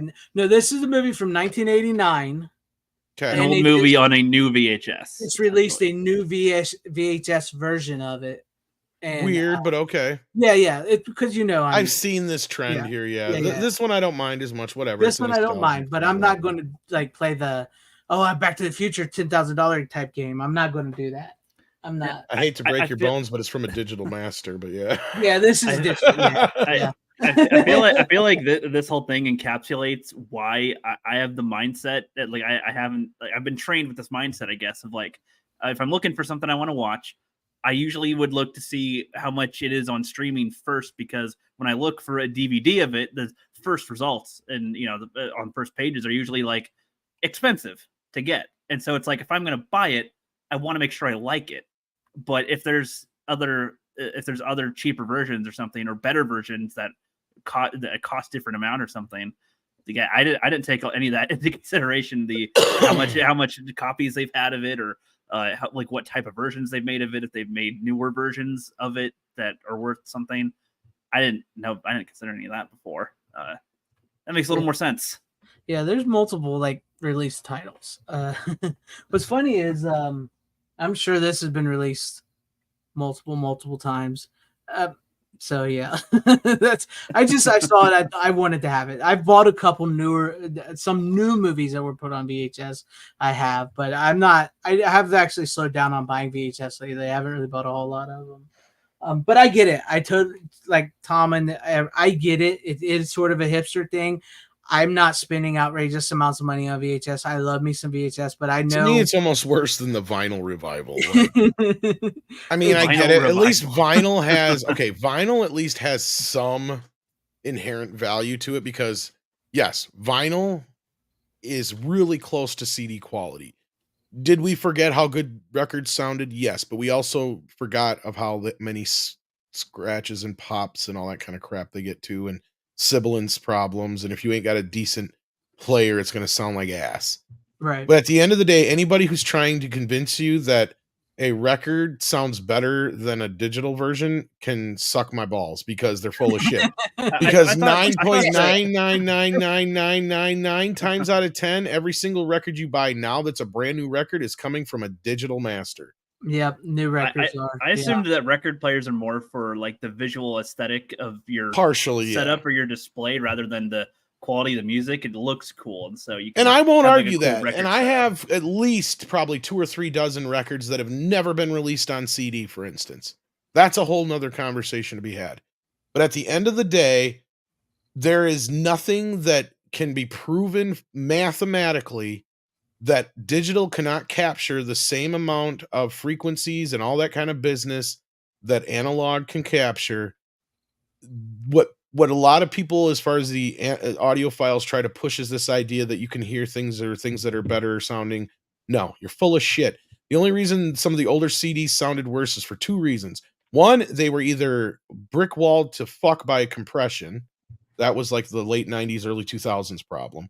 And that was where they would say it's remastered. No, all they did was crank up the volume, basically. And then the other problem was all the early CDs, the reason they sounded like shit was because they were using the fucking record masters. So you can't sit here and say they sound worse when they're using the same goddamn masters. No, it's the dumbest thing ever. Now, you want a personal preference? Fine. You want to hear it? If you guys ever seen Everybody Loves Raymond, cool. they have an episode on this, and Everybody Loves Raymond, where the father lost his records, or like somebody lost his records moving them. The son gets him CD versions of the same like album, and it like plays very smoothly and great. And the dad's like, "That sucks, I hate it." And then eventually they find his records, and then they play it, and it's all like, it's all scratchier. It's like it's not the same. He's like, yes, my records, I found them. Yes, my sounds I'm used to. Yes, these ones. So that's probably it. Personal. No, I'm not going to say there's not arguments to be made for certain masters on certain ends, but people also got to remember they started doing digital mastering way back when. Like the first album to be recorded and mastered digitally was money for nothing. The Dire Straits album that came out way back in 1985 or whatever it was. Like, come on, guys, get with the program. They've been doing digital recordings for a long time. So it's just, yeah. I mean, granted, yes, sometimes you can make an argument that there's a vibrance or something to an analog recording on a record. I'm not going to lie.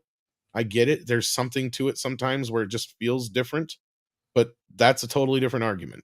But to be able to sit there and go, oh no, it's better. It's like, Yeah. I got a couple of Blu-ray high definition audio tracks that say otherwise, because I can hear every single breath. I can hear him fucking dropping a fart, you know, a little squeaker, a little left cheek sneak. Yep.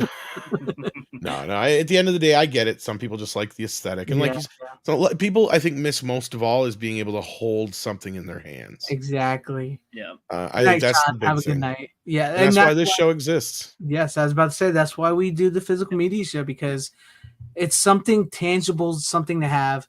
Yeah, we can sit here and say, like, you know, the vinyl thing and the VHS stuff, but like at the end of the day, it's just about what feels right to you, having a physical copy and knowing that it's there in your presence. CD will make a comeback eventually here too. But we all agree that nobody would make CDs a little more, because I do miss seeing CDs in stores. We all agree that nobody gets the old music clips though, right? Those had like maybe 1 minute of a song and a huge player that was like $15, and the things were like $1 or so each, and it'd play like a 1 minute of a Britney Spears or an NSYNC clips or whatever they were. Yeah, with those clips. I'm just calling them music clips. I don't remember what they were called specifically, but it was just like, wow, 1 minute of a song and a huge thing with all this money. You could just buy a CD. CDs were around at the time, and so it's like you could just get a CD, have the songs, have the player, get the full song, and you're good. But nope, here's these little clip chips and a huge player thing, and I don't know why that was a thing, but people bought it. It was a thing. Yeah, it's something. Nobody's doing those. Nobody's bringing those back. This is also something like Six says. I remember laying on the floor listening to records, wearing headphones while my dad watched the nightly news. That is also something with nostalgia, with like collecting stuff like that. It just brings back memories, and like it's like you said, it's something that people miss. It's you don't know what you got till it's gone. That's what I like to say.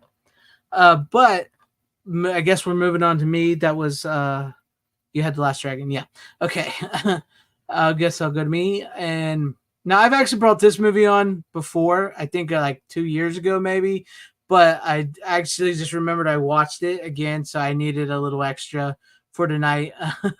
So, Robert Englund's Phantom of the Opera. Oh, I've been wanting to watch that for a while. I wish I had now. Oh yeah, it's so good. I think I brought it on like 2 years ago. Like I said, like it's been a while. But my nephew and his girlfriend came out and they were like, "We want to watch a scary movie." I was like, "Let me show you." Because I brought them into my where my physical media is, and they're like, "Oh, let's watch Phantom of the Opera." And she had never seen it. She loved it.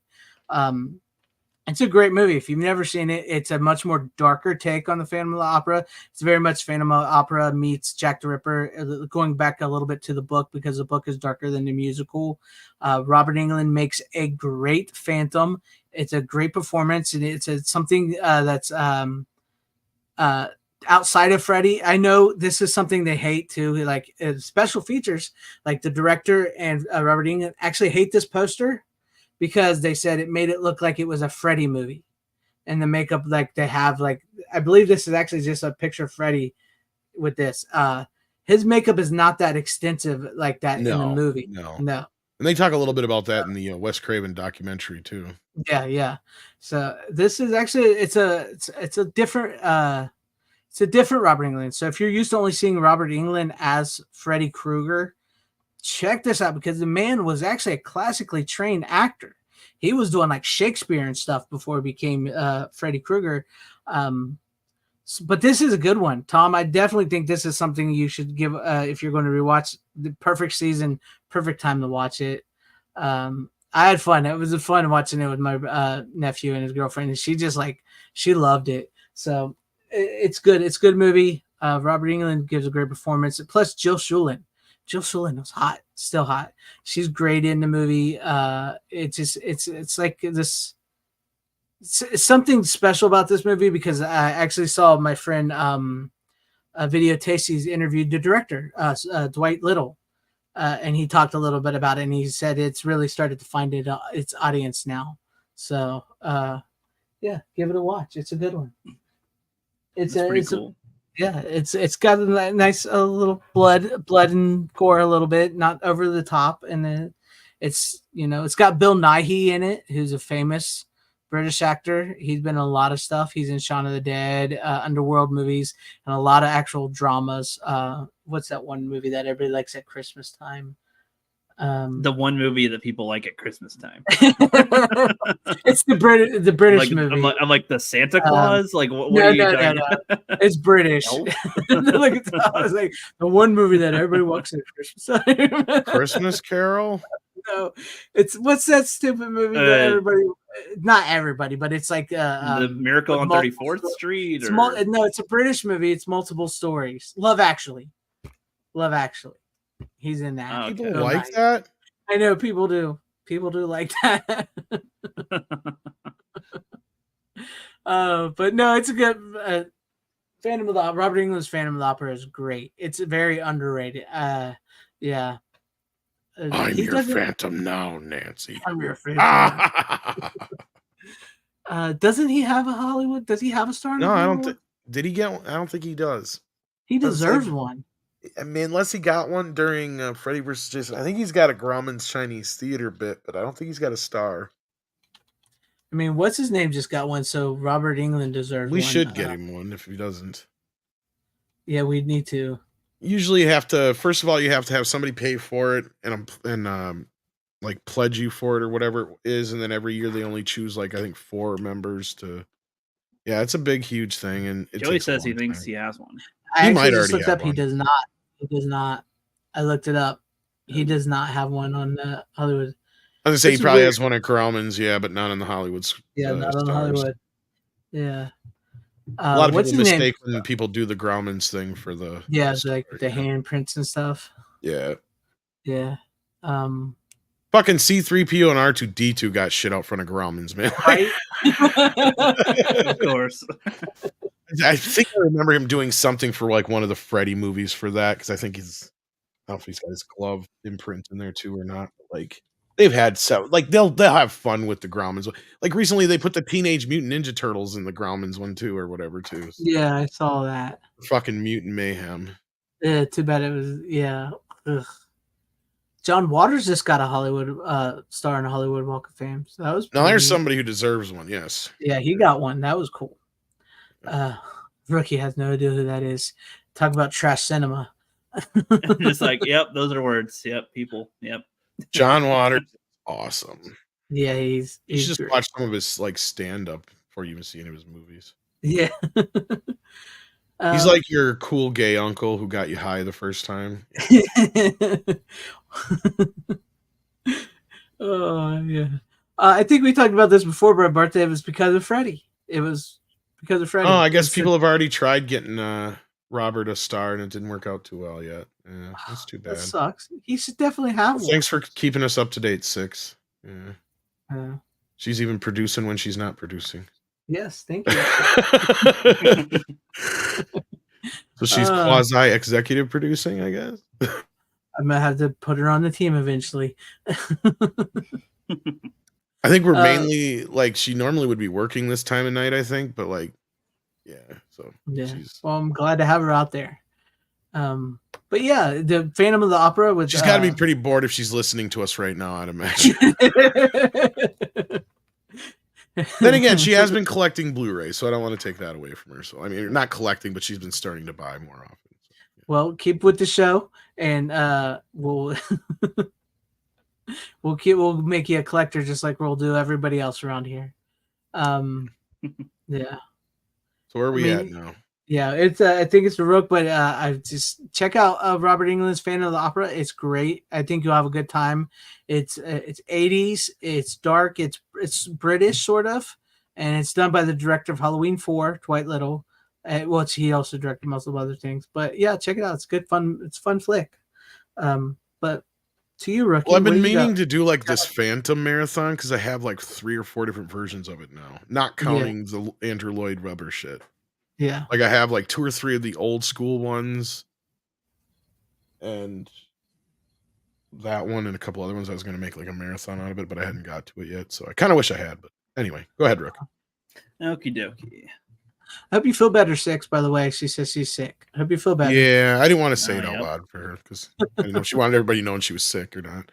Okay. But I'm glad to see her in the chat, which means she's doing better than she was earlier. Yeah. Yeah, don't worry. My movie expertise shall cure her of whatever. Oh, I love this one. Here we go. Here we go. So, Planet of the Apes Legacy Collection. Planet of the Apes, I freaking love Planet. This is one of my favorite franchises as well. Like even before Scream. Hands off me. I fucking love it. Get your hands off me, you damn dirty ape. There it is. Yeah. Yep. It says all 5 of the Stinking original... paws is actually the line. Go ahead, Rook. Yep. Now we'll shut Stinking up. paws off me, you dirty ape. Yeah, it's got Planet of the Apes, Beneath the Planet of the Apes, Escape from Planet of the Apes, Conquest of the Planet of the Apes, and Battle for the Planet of the Apes, and a behind-the-scenes Planet of the Apes disc, a full DVD dedicated just to behind-the-scenes stuff. There's a couple audio commentaries, I believe, on here as well. Freaking amazing films. I mean, I think the second film is the least best of them. Like I feel like it drops in tone a bit, but still good concepts, philosophies. Planet of the Apes is one of the franchises that I feel like a lot of people want. Like they'll downgrade the sequels in there because it's not as impactful as the first one. But it's like you can only do the first one time in terms of its impact. And its goal in the first one was different than the other ones. I kind of see them as like, in a way, episodes of a Twilight Zone kind of a thing. Each one trying to do a different type of aspect, but building on the same from that premise and doing something a little different as it goes and addressing different philosophies. And I just fucking great. It's even if people think that their prosthetics and costumes and stuff don't look as good. I mean, I feel like they're fine for the time, and even the next ones, the ones that are more recent, I think are good too. It's one of the only franchises where I think the majority of all the films are all pretty good in their own way, essentially. But yeah, freaking the OGs are fun. In a way, I think I enjoyed the newer ones more for like the in a different way. but it's still these are fucking amazing. Did you guys grow? I assume you guys were Planet of the Apes guys. I assume on there. I'm not sure what this on the back is supposed to say. Let me see the covers of those because I think that's the original box set that came out. I think so. Let me see the actual DVDs themselves if I can. Sorry. Do you want me to take them out and show, or because I'm trying to remember if that's like a I think this was. They released it a few times. This might have been 2006. I forget. That might be the refurbish of it, but it's got I think that's the refurbish. Okay, so that's the remastered ones. I think, yeah. So that would be the DVD equivalent of this set, I believe. I'm not mistaken. Yeah, that's the set I just found and put a link to that one in the chat. Yeah. Okay, no, it's a good set because I had the old ass one too. Yeah, I mean, I don't know if I've ever met anyone who hates Planet of the Apes, but I have come across people that think that the ones after the first one aren't very good, and I just disagree. Yeah, I was asking because there's an extended cut of either 4 or 5, and I think then that I think it's a 5. Oh yeah, it already has it on there, so that's the remastered one. Yeah, it's a longer version than I think because the old DVD set did not have the extended cut. Yeah, so that'd be basically the DVD version of the one I just showed you. Yeah, pretty much. But yeah, I recommend if people haven't seen Planet of the Apes for some reason, all 5 of the originals, I recommend you watch it. I even recommend you watch the other Planet of the Apes ones that came after that were sort of reboots. I think that they're all the Tim Burton one is the goofiest of all of them, but I think it still has some merit, but not as much in the philosophy aspect, unfortunately. But the more recent reboot ones, I think, is one of the main reboots that do a pretty good job, because it's not even, I don't even know if I should call it a reboot for the newer ones, because they're not trying to tell the same story. Yes and no. They're kind of more remakes of 3, 4, and 5 in a weird way. Yeah. But no, I disagree still, because they're not necessarily, I mean, they're doing the premise where it starts, but there's a lot of similar beats, especially with there the are kid. similar beats, but I'd say they are remakes of 3, 4, and 5, especially 5, 4, more and 5. or less 4 and 5, yeah. But it's like if you've seen, when was the last time you guys saw them? Because they are very different. I've seen them. They're very different. Oh yeah, they're drastically different. But there's Caesar and everything. It's all the same, sort of the same. But similar, yeah. By the way, we just sold a set to 6. So. Oh, good! Yes. Congratulations! I've been hoping they would do a 4K eventually, but being that I Disney know. owns them now, I don't know. Yeah, I mean, they did release that big 4K with like the I think the new movies on 4K, and then all the other ones. Oh, those have been on 4K, yeah. But the first one I think is an up convert. I don't know about 2 and 3. I think 3 might be true 4K, but yeah. I mean, with these, what do you guys feel about the sequels to Planet of the Apes? Because a lot of people think pretty much with you, the second one sucks, but you kind of need the second one to get to part 3, which after you get past the idea of them going back in time in part 3 is a lot of fun, which then kind of feeds into 4 and 5, which it just wraps around itself. That's why I always loved it. Yeah. And there's also a TV series. I don't know if you knew that. I knew about it, but I couldn't believe it, and I haven't seen that. There's the actual live action series that has Roddy McDowell in it. Yeah, I haven't seen those. I've seen all the movies. Now, the TV series kind of takes place in a weird alternate universe, and this is where I think Tim Burton grew up watching the series and remembers that more than he does the movies, because there's more in common with the series in his movie than there is with the original film, in a sense that the humans talk in the series. It's like no big deal, like, and stuff like that. They're just kind of treated like second-class citizens, more or less. Yeah. I mean, but other than that, it kind of has the same kind of a feel of, I mean, they even shot it all on the same sets, used all the same costumes and shit as the original films. But, you know, in that respect, I mean, the only thing that's the same is you even got Roddy McDowell playing a completely different character. He's playing a character called Gaelic, but it's almost the same character. It's really weird. Yeah, I got it. Pretty much the same. And the insert. But no, I mean, I haven't seen. But there's also like aspects like the apes are afraid of water, which is another thing that's in the Tim Burton version. That is. So there's like just little things that I'm like, I wonder if Tim did or the writer maybe. But I mean, I think that gives it some value and differentiates them a little bit from what they focus on in the original movies. I feel like the Tim Burton, man, that one's a tough one to like summarize. I like it's such an I like enigma the of a film. aesthetic. I like the look of it, but the end of it is the problem. There's so much of it it's that so is stupid. bizarre. There's so much of it that's bizarre and not explained well that makes it tough. It's to really because they get had this behind thing it. where here's the thing And you it's got to like, understand, Rook, is when that movie came out, like nobody knew the ending, right? Like that was one of like those 2006, right? When that came out around 2005. No, I'm talking about the original. talking about Oh, the original. Charlton Okay, the Heston. original. Yeah, so like Okay, when that original 69 or 68 or whatever came out, like that twist ending, that was like 6 cents of its time. Right, Okay. And then Right. later on, they started putting it on all the posters of the re-releases and the videos and stuff. Right, yeah. You're giving Well, away again, it's the like you end of the can't- movie. It's like you can't. Damn you! That- Damn you that's- all to hell! So Tim Burton's like, Yeah. I get where he's coming from. He's like, I got to try and compete with that. But But he it's really, can't. He like, can't. you I feel shouldn't like his have. goal Yeah. wasn't to recreate that. But you're right. I think at the end that might have been It was him to trying to compete with it, end on a huge twist of what.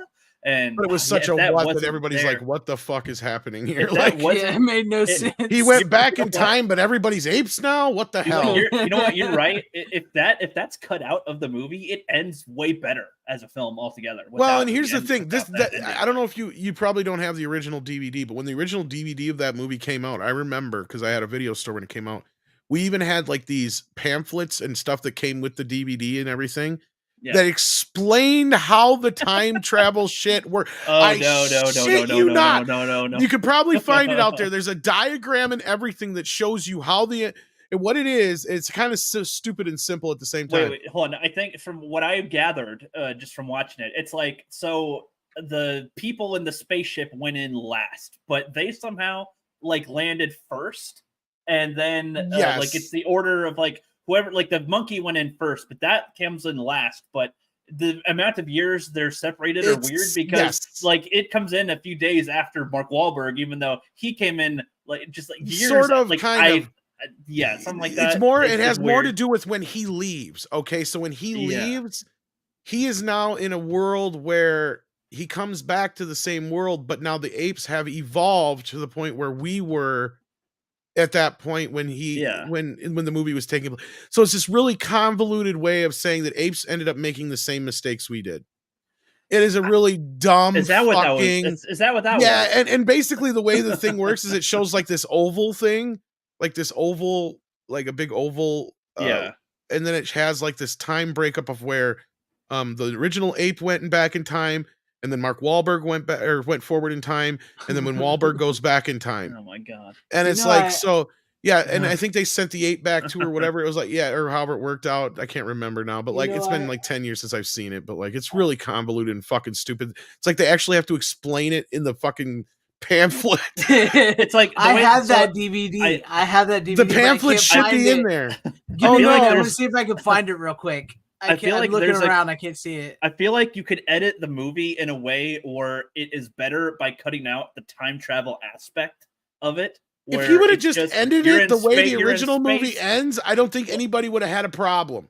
Well, not even just that. No, not even just that. I'm saying like if they're like in space, there's some weird storm thing, and then they're all trying to find each other, and then this I don't know. Like I feel like you got to come to your own conclusions there, I guess. Or made it at least more obvious that he went to the future of the apes and not his past, or whatever you want to call it. Like where that. It's like, yeah, because that makes it seem like you could never go back to the original Earth. Because the whole thing is in that based on that pamphlet, time it does travel explain thing. that he's now in like a multiverse timeline or some shit. He's not even in his God. original. Yeah, it's really convoluted and we shouldn't be thinking stupid. about that to this degree with an Apes movie. No, at and all. that's where even though I did not and like Matt Reeves doing the Batman, I do like those first three. Even though he didn't, Matthew Vaughn did the original Rise of the Planet of the Apes, but no, I did dig those the new trilogy. In fact, I got to go see all three of them in the theater in a fan event before the movie came out. The third one.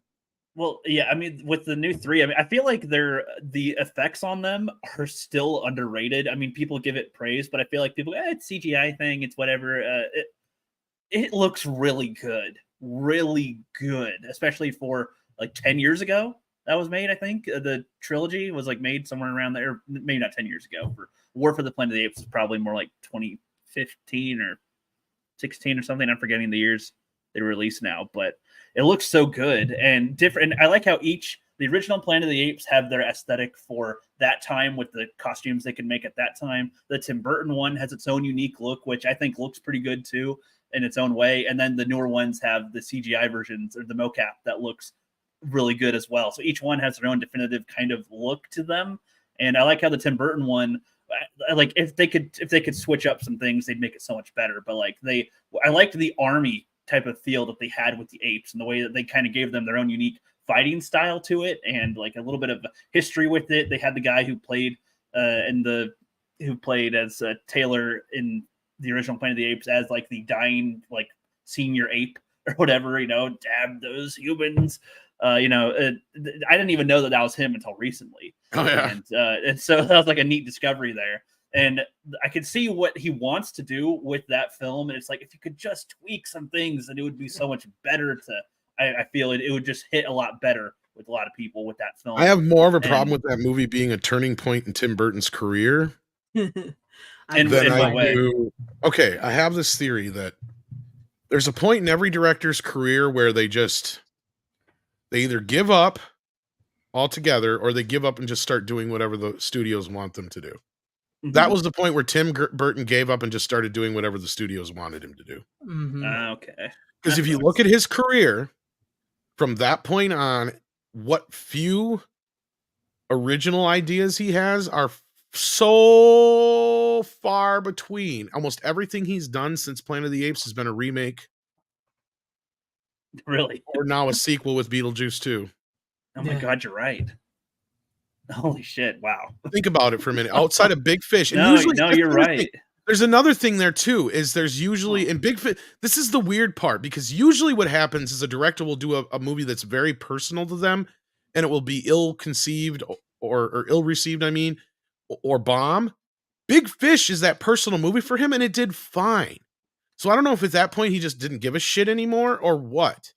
Because usually they just kind of give up because they feel like they've been trashed by the industry and they just do whatever they can for a paycheck. Right. Tim Burton doesn't have to do that, but for some reason he kind of is. And ever since that point in his career, that has been what he's done. Even though Big Fish, I think, came out the year after that or the same year of. It was just like everything since then has been Alice in Wonderland, or Dumbo. Or Charlie and the Chocolate Factory. It's like they're just trying to borrow his style and use that in the film. He's not even Tim Burton ananymore. That's the weird thing there's made like a caricature of Tim Burton. I feel like he's on the same planet now and they've replaced him with a doppelganger like Michael Jackson. Right. At least I got his closer to the right color, I guess. Oh, that's funny. That's crazy, man. Because Michael Jackson's kind of the same. He has a point in his career after History where it's like, that ain't Michael Jackson no more. It's like the music don't sound. They hit a section. It is done. It's like nothing's the same anymore. It's like, what's going on here? Were you going to show something, FanZcene, for the No, I couldn't find it. It's got to be in a box somewhere. And I don't have my original DVD anymore, I don't think, or I would have. I have the original DVD, but I have a lot of DVDs boxed up. Because I've been putting up Blu-rays and stuff on the shelves, so I don't naturally, yeah, replace them. So I don't know where box I put that. Find it on eBay or not eBay, but just on Google or something like that. Yeah. But just real quick, wrapping up Planet of the Apes stuff.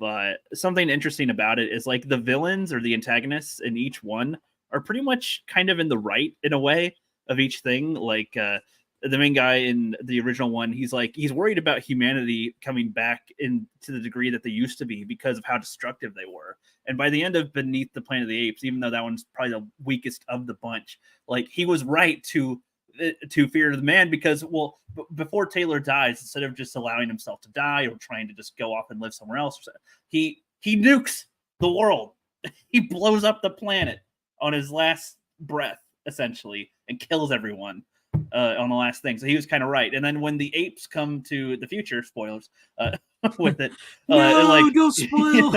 When the apes come to the future, the people there are like curious about the events of what happened, and when they discover it, they're like, "Oh my god, this could be the future of humanity." Like, one, the end of the Earth in the future. Two, like humanity being overrun by apes, not fucking cool. Like, and so they're kind of right to worry about that each time. And then even in like the newer ones, like Woody Harrelson's character in that one is like the general guy. Yeah, he seems like the big bad mean guy, but like he's seeing humanity. He saw his own child like start to just succumb to this disease caused, from as far as they can tell, by the apes, even though it's a human caused thing that ended up having to spread anyway.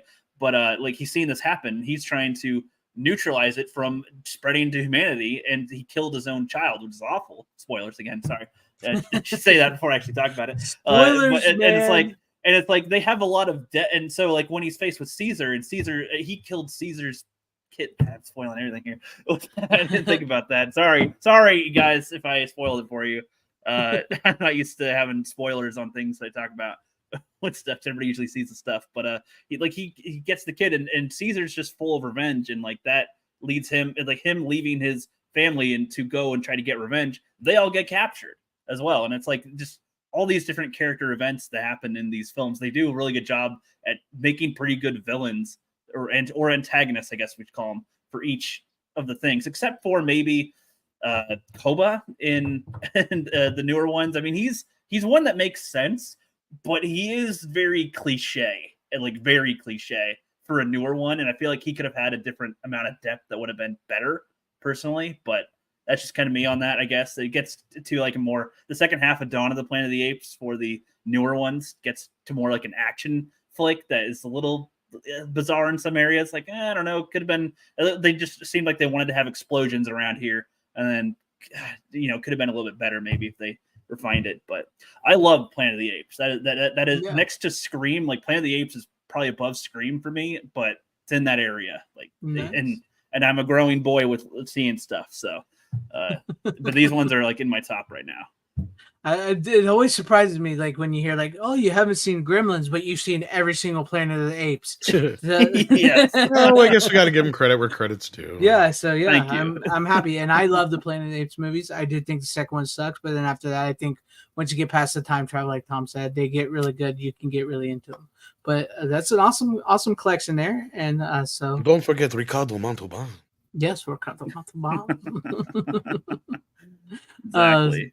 Yeah. So what do you got for us, Tom? What's your next pick? Well, this is actually a 4K that came out a while ago.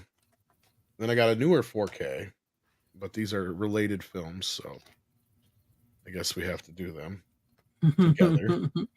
Okay. But I work really hard on my hair, and you always fucking with my hair. Why does he always got to hit my hair? I love Saturday Night Fever. Staying alive. Staying alive. Great fucking movie. If you have never seen it, do check it out. Unfortunately, Saturday Night Fever.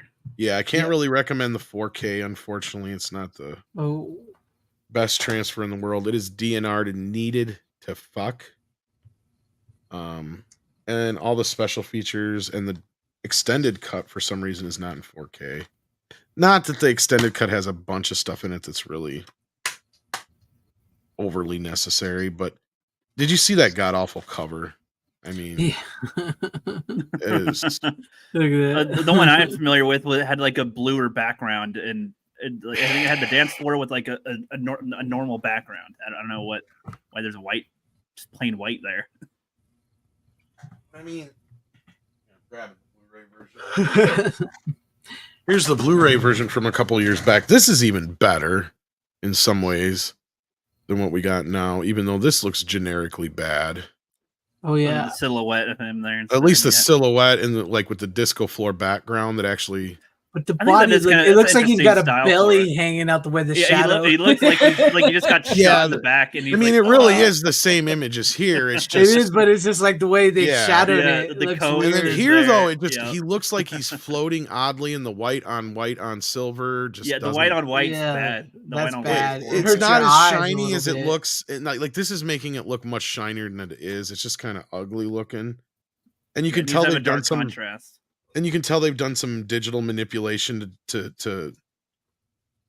John Travolta here. You can even tell just from the difference of the. I mean, you probably can't see it so well on the thing, but I mean, compared to how his face looks there, compared to here and such, like they make him look more like a woman here. Like he's got it's like his they printed up his face. Yeah, it looks really weird. I don't know what the fuck they were thinking with this, but. And again, I wish I could recommend the transfer. It's not the greatest, but it's probably the greatest we're ever going to get. And I don't know what the deal was other than just you can tell it's got a lot of DNR on it for some reason. Right. They just tried to make it so it wasn't so look too grainy. Looks it's greeny, man. My hair. My hair. Why is he always fucking with my hair? Surprisingly, I've seen Saturday Night Fever. My dad forced Really? me to watch it when I was young. See, So, look, like, this is what I'm saying. it's like my dad. It's like my dad is not a modern guy at all.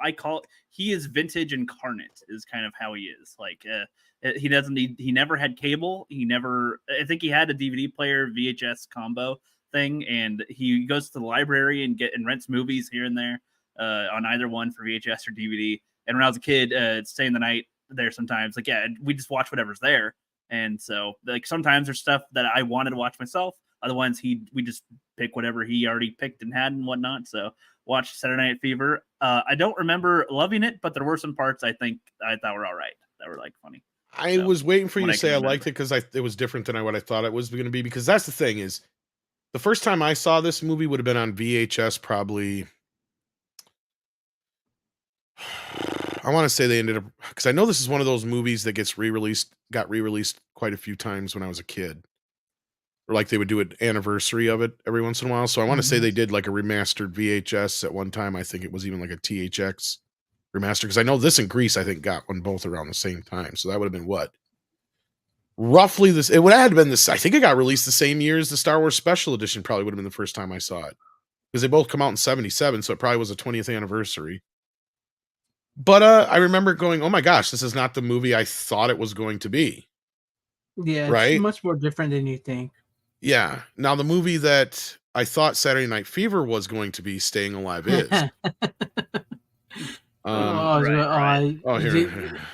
Here. For those who don't know, the little lesser known sequel. Oh, wow. Okay. Which on paper makes complete fucking sense, right? Right. You got the Bee Gees back. You got John Travolta back.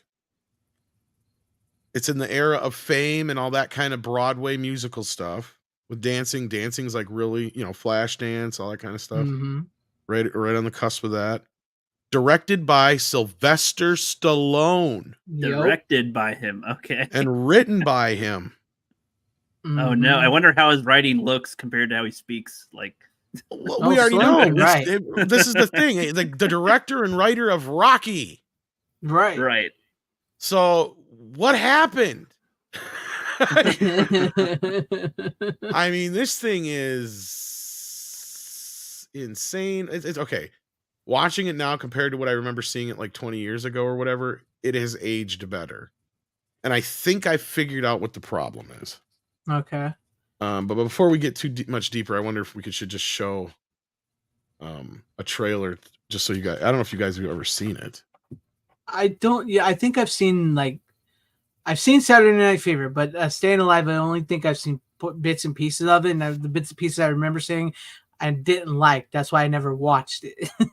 So. In a lot of ways, it's the same movie, but I figured out that it's kind of the problem is instead of it complementing the sequel or the original film, it's more of a comment on the original film. Okay. If that makes sense. Like how the original film was about this dream that Tony had. This movie is about a warning about getting what you want. Okay. So it kind of goes against the first movie in a lot of ways, if that makes sense. But like, it is just batshit crazy in some places. But I mean, really, the storyline is almost exactly the same. You got a love triangle and all that shit. When I lived in Brooklyn. Really? What happened? I moved to Manhattan. This is Tony Manero. Sorry, I didn't think about the music, but yeah. Oh, yeah. Yeah. But It's all anyway. right. Yeah, as you can see here, it's all about the dancing stuff and yeah. I mean, yeah, it's not anywhere near as good as the original movie in any way, shape, or form. It's shot funny. I mean, it's really kind of. It doesn't even look like it's in the same vein as the first movie, though. The weird thing is, though, is how much the story is almost exactly the same. Sans you take all his friends out of the story. It's really just the love triangle part of the story. Right. And I mean, it's almost verbatim. He wants a chick that don't want him, and the chick that wants him is, you know, it's the same exact gimmick. And the dancing isn't as cool because that's the thing is in the first movie, like, look at this shit. I mean, not just the fact that it's weird, but like in the first movie, what you had was, you may not notice it, but like when you get to the "you should be dancing" scene, there is a whole like minute and a half where there is no cuts. You see John Travolta do the complete dance routine without one single cut. The camera doesn't move or whatever outside of just whatever with him. Like there's nothing. It's just one solid shot of him dancing. In this, it's cut. Half time, you don't even know what people are doing. It just looks like bodies clashing and shit. And it's like, what the fuck is going on?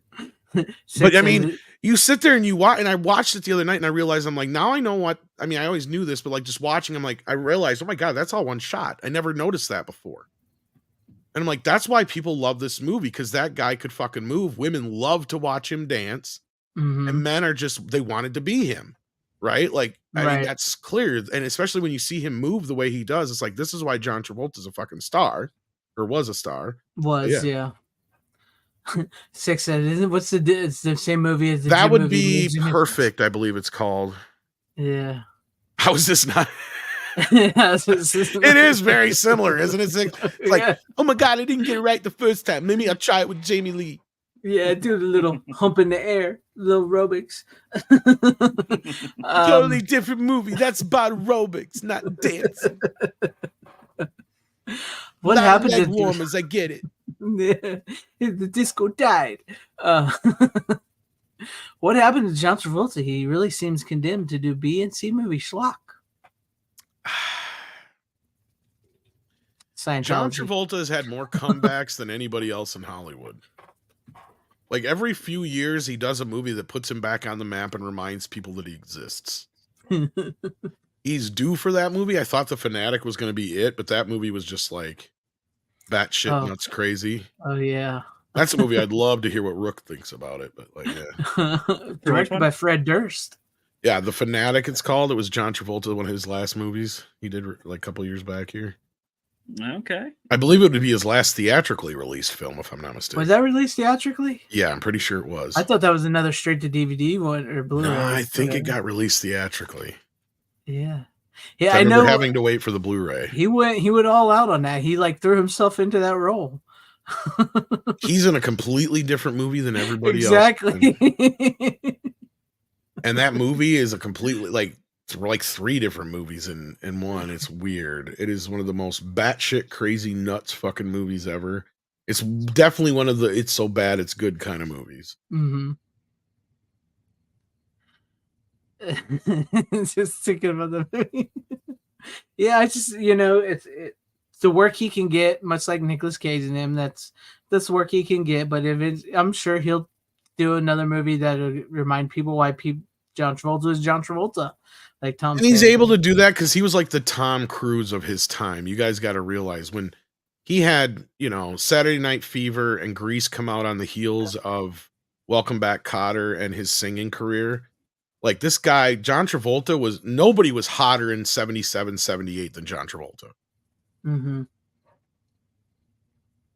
So, I mean, there was a time when he was the biggest thing on the planet. And then, he kind of faded off. Did movies like Staying Alive and Perfect, The Expert, and stuff like that. And then he had Look Who's Talking, which was a huge fucking hit. He rode that thing into the fucking ground. And then as soon as that thing rode its way into the ground, he got lucky that Quentin Tarantino was like, I'm a big John Travolta fan, and if I ever get to make a movie with John Travolta, I want to put him in it. And, a year later, he was in Pulp Fiction, and that reinvigorated and put him back on the A-list. And he rode that for many years. In fact, I know Joey's joking. What happened was Battlefield Earth. He actually weathered Battlefield Earth. Really? He stayed pretty strong for a good 10. Yeah. It wasn't until about 2004, 2005 when his star started fading off again. Because he did do like Swordfish and stuff. Well, that was after he had Swordfish, and he had he did they did Hairspray. He was in and a couple other things at that era still that he was still hot in. And then he just started kind of fading off into the straight to video shit again, and Mhm. he's just due for another one of those hits. The rumor is that he might be in Tarantino's last movie. That maybe that's his ticket to getting back into the A-list again. That'd be interesting. Is back into it or his final send off? Well, and he's been trying to do a Grease 3 for years. There's been talks of it for like the last 2 decades. And now that Olivia Newton-John's gone, I don't think it's going to happen. Yeah, They're going to just do a Battlefield Earth reboot. I've seen that movie. That was hilarious. Literally bad. His favorite food are rats. And if they're still doing the face-off, there's rumors that him and Nicolas Cage are both going to be in a new face-off movie too. Oh, that's right. Yeah, so that might also help. I wonder what the premise would be for that one. Honestly, we're going to swap faces. The thing is, even though Nicolas Cage's character is dead, they still have his face, and John Travolta's character still lived.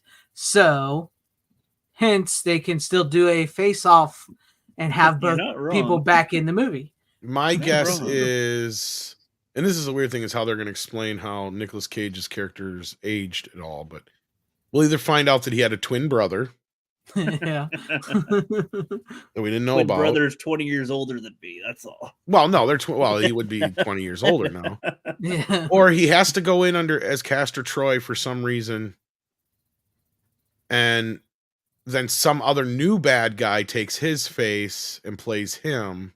Right. And it's just a la Nick Cage, but they just make him a new character. Yeah, and there's also rumor that it's going to be more than just them two switching faces. That's where I'm wondering if that's where I'm wondering. We need 20 people switching faces here. We can't have just one face swap. Which would bring more. let's say like originally John Travolta face swaps with somebody else, some new bad guy, and then there's somebody else face swaps with some other bad guy, but they need somebody else to go in. So then John Travolta swaps while some other bad guy steals his face, who happens to be played by Nicolas Cage. And it's just like, I'm sure they'll come up with some. And also now you have John Travolta raised Nicolas Cage's son. So he's a full grown man. Well, there's that too. Yeah. So Castor Troy's son is now in. Watch, they have a character who literally has Nicolas Cage's voice, but he's somebody else. Kind of like Christopher Reeve in Superman the movie. Yeah. They just dubbed the guy that's going to play his son, so that way he can. I know I sound weird, but this is my real voice. It's kind of funny. 22. I'm thinking about how nowadays we have like CGI AI faces now, and I think I prefer the concept of. Oh, they did like a younger version of Nicolas Cage for his kid. That'd be amazing. That would. You know what? Put it past them if that's what they do. That would be funny as shit. If they do that, you have to have the wife say it's so eerie how much he looks like his old man. Like give Nicolas Cage a teenage, like a 20-year-old Nicolas Cage, man. Well, he was young enough in enough movies, but yeah. What's even funny is you got to have Nick Cage do the voice, but he's got to do one of his weird voices. Because if you notice in all of his earlier movies, he did weird voices. Yeah. Because that's his whole thing with Peggy Sue Got Married. It's like, why are you doing well, Peggy Sue? Because he talks like that. It's like, well, it's because I wanted to sound like a teenager. That's how they sound. Naturally, that's how they sound. You know, teenagers, they sound like that. When he's an adult, listen to his voice. He talks like this, like all like, yeah. I mean, they did do in the Unbearable Weight, Nicky, when he was talking to his younger self. So they've done it. Oh, that's right. Yeah. Yeah. They've made a young Nicolas Cage where he was in his 20s and already. So that's right. They can very well do, and he could play him. He could play his son. I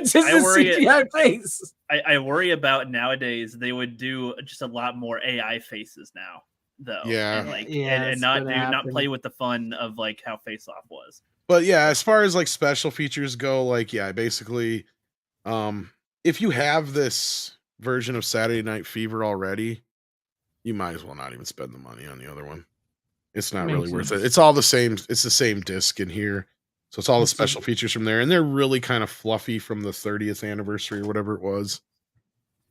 Staying Alive, the transfer looks much better. Like, I mean, if you really insist on having this film. I mean, it's Kino, so. Well, Paramount, I believe, did the scan, but it's a newer scan, so they didn't do as much damage to it, I guess. Yeah. Right. However you want to look at it. This really has very little as far as special features on it, though. It has an audio commentary from film historians and an interview with the one actress with the dark hair in the film. Yeah. And that's really about it. Nothing about Stallone, I'm sure, would have nothing to do with this movie. I had nothing to do with that, okay? What about Staying Alive, Stallone? You want to stay alive? I would never mention that movie again, if you know what I mean. What about Expendables 4, Stallone? Yeah, that's almost as bad. Yes, I can explain. And no, he does not make a cameo in the film, but his brother does. Frank Stallone. And of course, his brother is like the other half of the soundtrack besides the Bee Gees, yeah. Oh, his brother can't sing for shit. Well, that's not really. He's got a little bit to him, but he's better than Stallone and then in Rhinestone. That's the other movie Stallone probably wouldn't acknowledge. What's Rhinestone? Yes, I can explain Battlefield Earth. It's a Scientology. John Travolta Scientology pet project that he always wanted to do. That's why it was made. It's aliens and they're on Earth and humanity is dumb now, but then they have a machine that makes them smart now, and then the humans win, and it's pretty dumb, but gosh darn, it's funny. They wear giant boots, and he's like, their favorite. We shall follow him and watch him find his favorite food. Rats, their favorite food. We shall use that as leverage to get them to mine gold for us. It's just a movie, but I love it. It's so dumb. It's bad. But it's sad to know that Staying Alive is better quality than Saturday Night Fever's 4K. Well, and this has been a 4K master that's been around for a while, because I've had it in digital for a couple of years now. And I mean, then I didn't really notice how bad it looked or whatever, but I mean, streaming 4K is not the same as watching a 4K Blu-ray. Right. In most cases, you're lucky if the 4K streaming version is as good as the Blu-ray, basically. Exactly. Cocaine-fueled fantasy, says Joey. Cocaine-fueled fantasy. What do you got first, Rook? What's your next pick? Oh, if you have one. I brought the three. Oh, hold on. One. Give me a minute. My sister's got to have something here. Hold on. Bad timing. Because I only have one more, too, when we're set to. More than a woman. More than a woman to me. Oh, yeah. But yeah, I got one more thing to go because I didn't get much watch this week because of the kids were off school this week. So I haven't had a lot of free time to myself. So hopefully they just went back to school. What the hell? This is the thing. This is the thing with the school here where we live. I live out in the country, and our fair is going. Our county fair is going on right now. So there are so many kids that work farms and that go to the fair, show off their pigs and stuff. They give them the week off of school. Well, I mean, I was starting to notice, though, when my kid was in school, it's like, Christ, it feels like they get more days off than they have days on. Right? I mean, and it's like, how does this... Like, I remember the only times we ever got anything off was like Christmas, New Year. Well, Christmas and New Year's at the same time. Right. And like whenever there was a break in the semester, and that was it. And even then, it was very rarely. If we wanted to get out before, June, sometimes they wouldn't even let us have those extra days. Yeah. On Easter, it was the other time, where spring break, what some people call it, but yeah.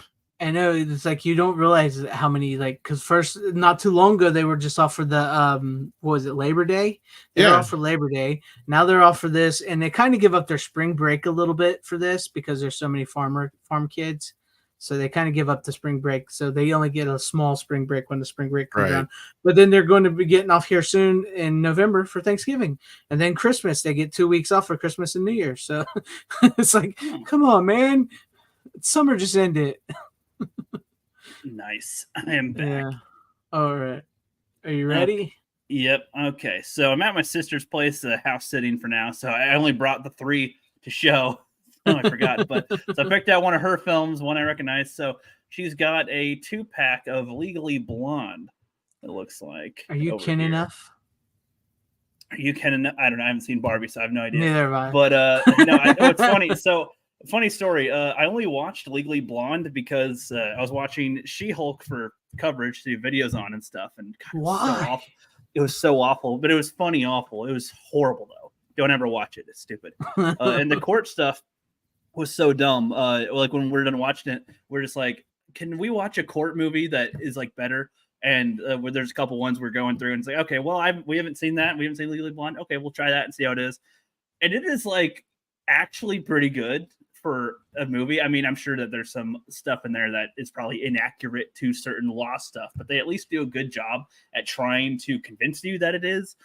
She is kind of a ditz character, but not entirely. Like, you know, she's got some passion. She's got values to it. She works hard at what she does, at what she likes a whole bunch to it.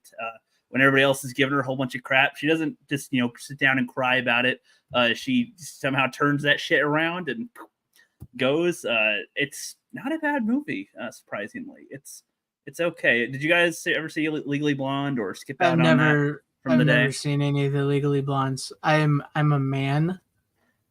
Okay, no, and I'm just kidding. You don't want to see no, her I've never in the movie there. I'd rather see her in a I'd rather see her in a movie called Deadpool, where she goes topless. Reese Witherspoon goes topless, and it's a movie called Gina Deadpool. Carano or something was what? Not the movie Deadpool, not with the character Marvel Deadpool. Oh. It's a movie called Dead Space Pool. It stars her, Leah Shriver, and some other actors. And the movie starts off with her bare-chested. The movie starts off with her just laying there naked. So how silly of me. How silly of you. But no, I've never seen this, and it has nothing to do. I just have never seen them. Yeah, it's not technically it's not my speed of the movies I watch. So. No, I got you. I'd say they're still pretty funny, and they've got some it's called Twilight that are pretty good. I think it's called Deadpool here, Corley and Rogue, but you are I have to check it out. Sorry, go ahead. No, you're good. Tom, did you ever see Legally Blonde or no? Hey, BRB. Nice. BRB. Okay. Good night, Brian Barth. Thank you. No, he says he never saw them. Okay. Well, it's funny because I wasn't even looking to have ones you guys haven't seen before on that one. I just picked one out from my sister's selection over here. But no, I'd say that they're worth a watch for some people, especially if you like any type of court case stuff, comedy type of things. I'd say that there's probably better court movies out there, of course. But, you know, coming off of She-Hulk, though, like this was ingenious for it. So is this a typical episode? Greg has mentioned boobs like 7 to 8 times. 6, have a boob counter or something in the chat. So actually, that feels kind of low. That actually feels kind of low. His average should be like 12 at least, probably. Yeah, it's a thing here on my channel. I kind of I'm big into the booby movies, so yeah, I got you, Joe. Yeah, Joey sums it up good here. It's a slapstick lipstick courtroom drama. That's I never saw it, and which is sad because I really like courtroom dramas, and I actually don't mind Dumb and Dumber style comedies. Yeah, but I'd say it's different than that. But yeah, well, to a point. One of the reasons I didn't see this because I can't stand Greasy Witherspoon. Okay, just can't fucking stand her. Never could be her in enough. I don't think I've seen her in enough to have a disdain for her or not. Something about her, she just rubs me the wrong fucking way. I don't know what it is. But the other side of this is it just looked a lot like My Cousin Vinny to me, which to me is probably that is on my list too. Which is basically where you have a fuck up who can use his streetwise ways to win the court case. Is kind of the same thing here. She uses her whamminly ways. No, I'd say that's a misread on what Legally Blonde is though at all. Like she, I mean, it starts the beginning of it. She's like just doing her normal life, doing her normal thing, and she's dating some guy, and he's like a pristine guy, and he's like, yeah, I can't keep on dating you. Like, look at you. And, you're not smart enough for my family. And then she's like, well, what the heck? And then she's upset about that for a little bit, but then she wants to win him over. So she wants to try to get into a college. And so she knuckles down as good as she can and tries to do the best she can to convince the people at the college to accept her. And only because she has like a 4.0 in fashion or something and a convincing enough video that she sends them, they just kind of barely allow her, and it's a joke the way they do it is, well, I guess we could use a woman like that in our school, like as for today it would be seen as like a SJW thing, but back then it was just more of a joke about it. They don't have a whole bunch of SJW isms. If anything, it's like to the corner to just be like, okay, there's like a lesbian friend that's only in it for a few seconds. It's just like, oh yeah, that's a bitch, whatever. Like the like hippie type of one is what I'm thinking of, I guess, with that. But no, she like throughout the whole thing, everybody just looks at her. Because she's like all in pink, and then like this college city and everything. They're like, you are so out of place here. F you. But she is like completely, she's not letting that get to her with whatever. She's trying to be herself with it.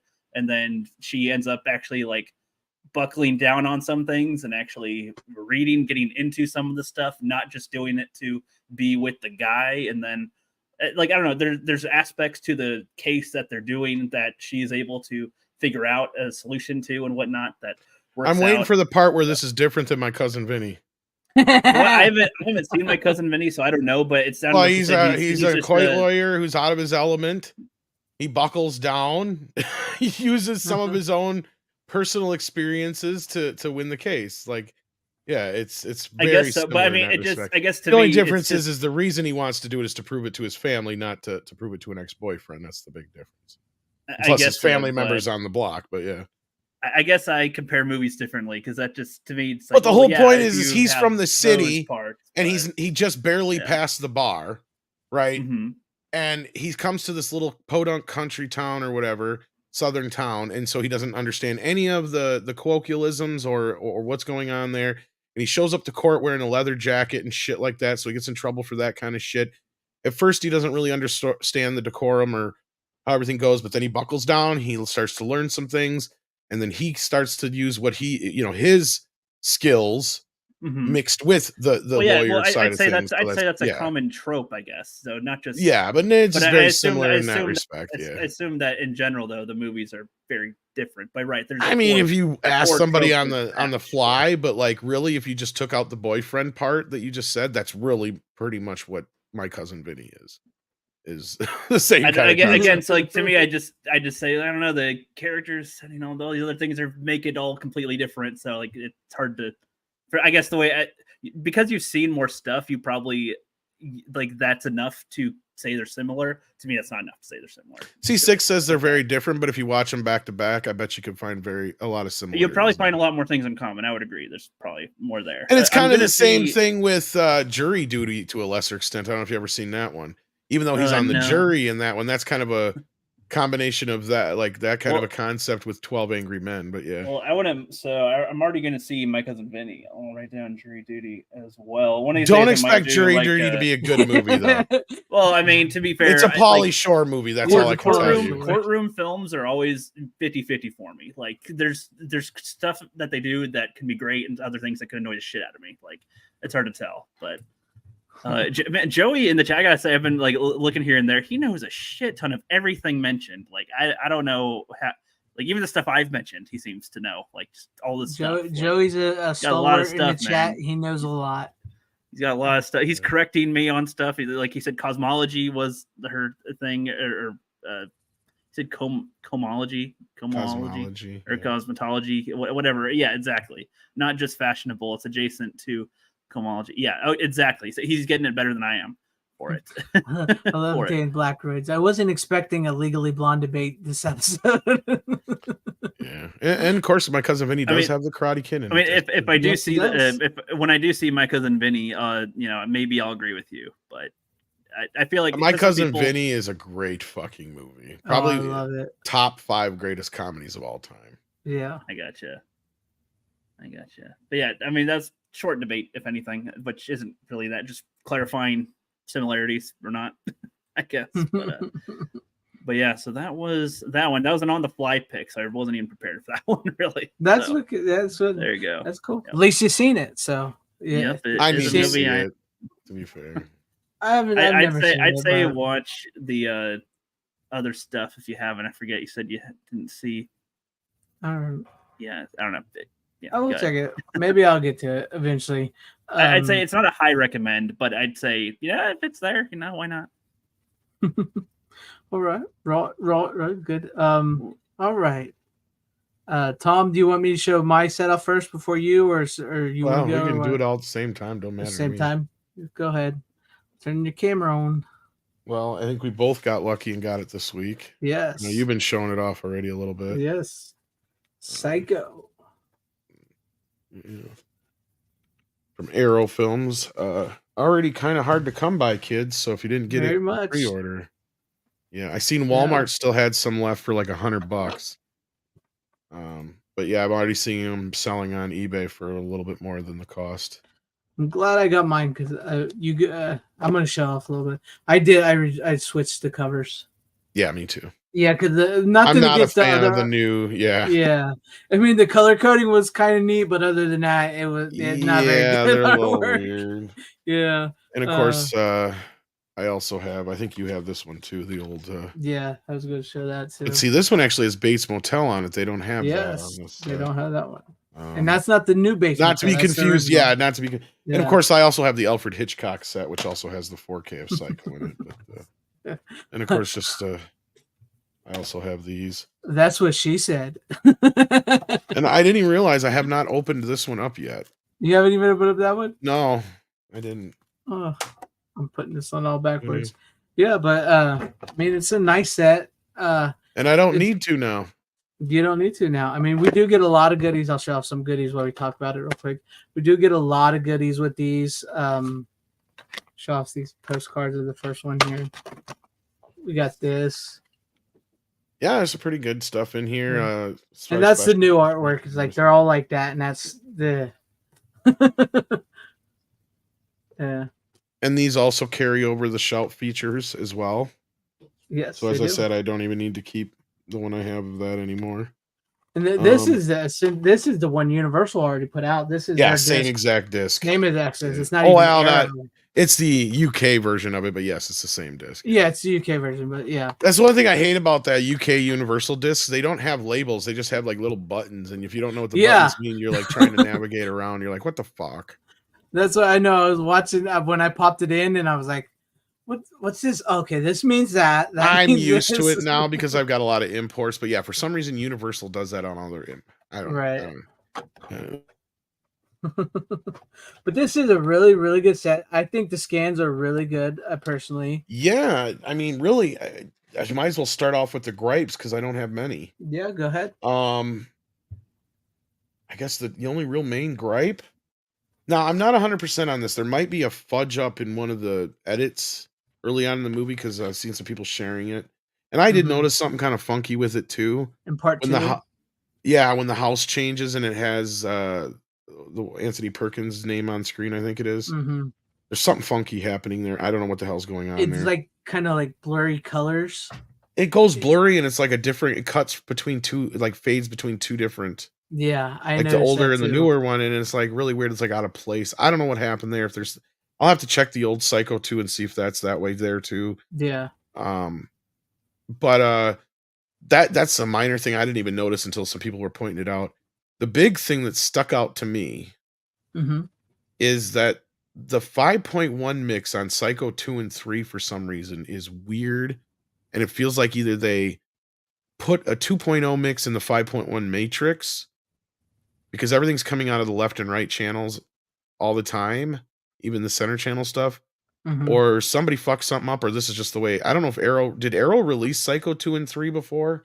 No, Scream Factory, I believe. I was going to say, because I compared it, I threw in my Scream Factory discs of Psycho 2 and 3, and they do not sound like that. They sound like a natural mix. Like the center channels where this, they're different mixes. And that's where I'm kind of upset because sonically, yeah, the 2.0 mixes are on here and they're fine.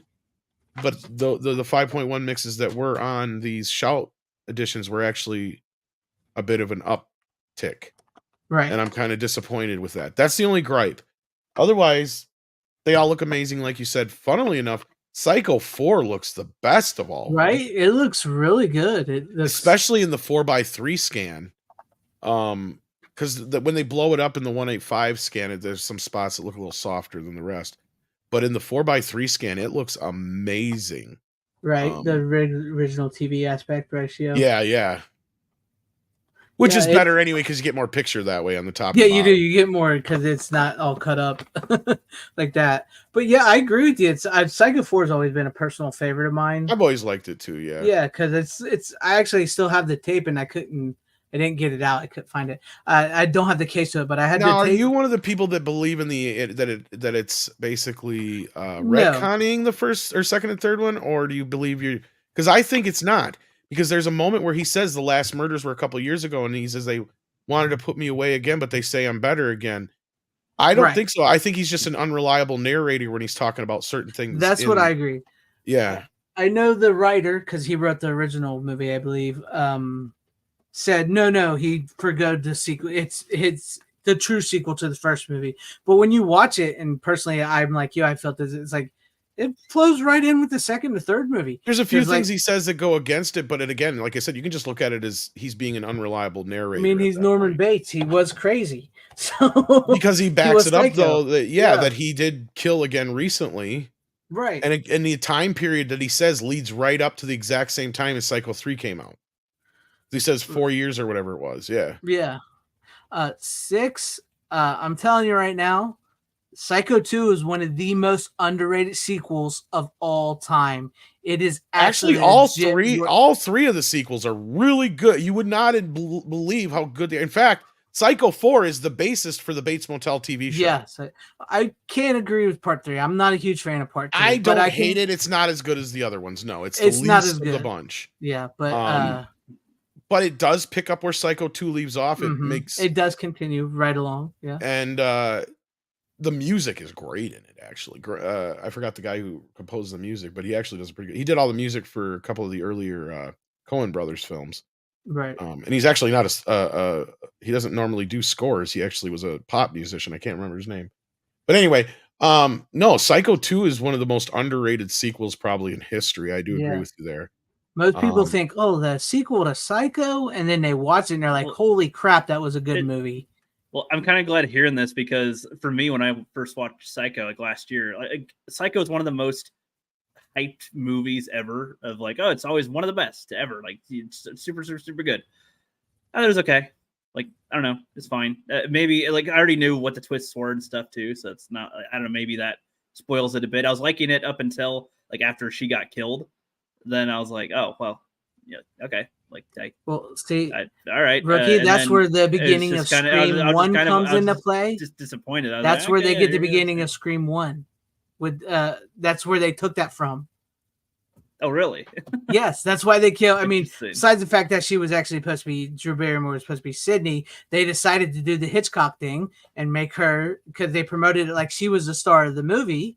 Right. That Drew Barrymore was the star of the movie. So when you go into the movie and she gets killed in the beginning, much in the same way as like you think Janet Leigh is the star of Psycho, and then she gets killed off, albeit halfway through the movie, it's a shock. It's a shocking, like a gut punch real quick, and you wonder what the heck is going on. I love the first Psycho. I think it's amazing. It's one of my favorite movies. I'm saying for me, I think that my beforehand knowledge of it ruined my experience of it because like I didn't even know that the chick was that important, like that she was in that much of the movie. I assumed it was all about him.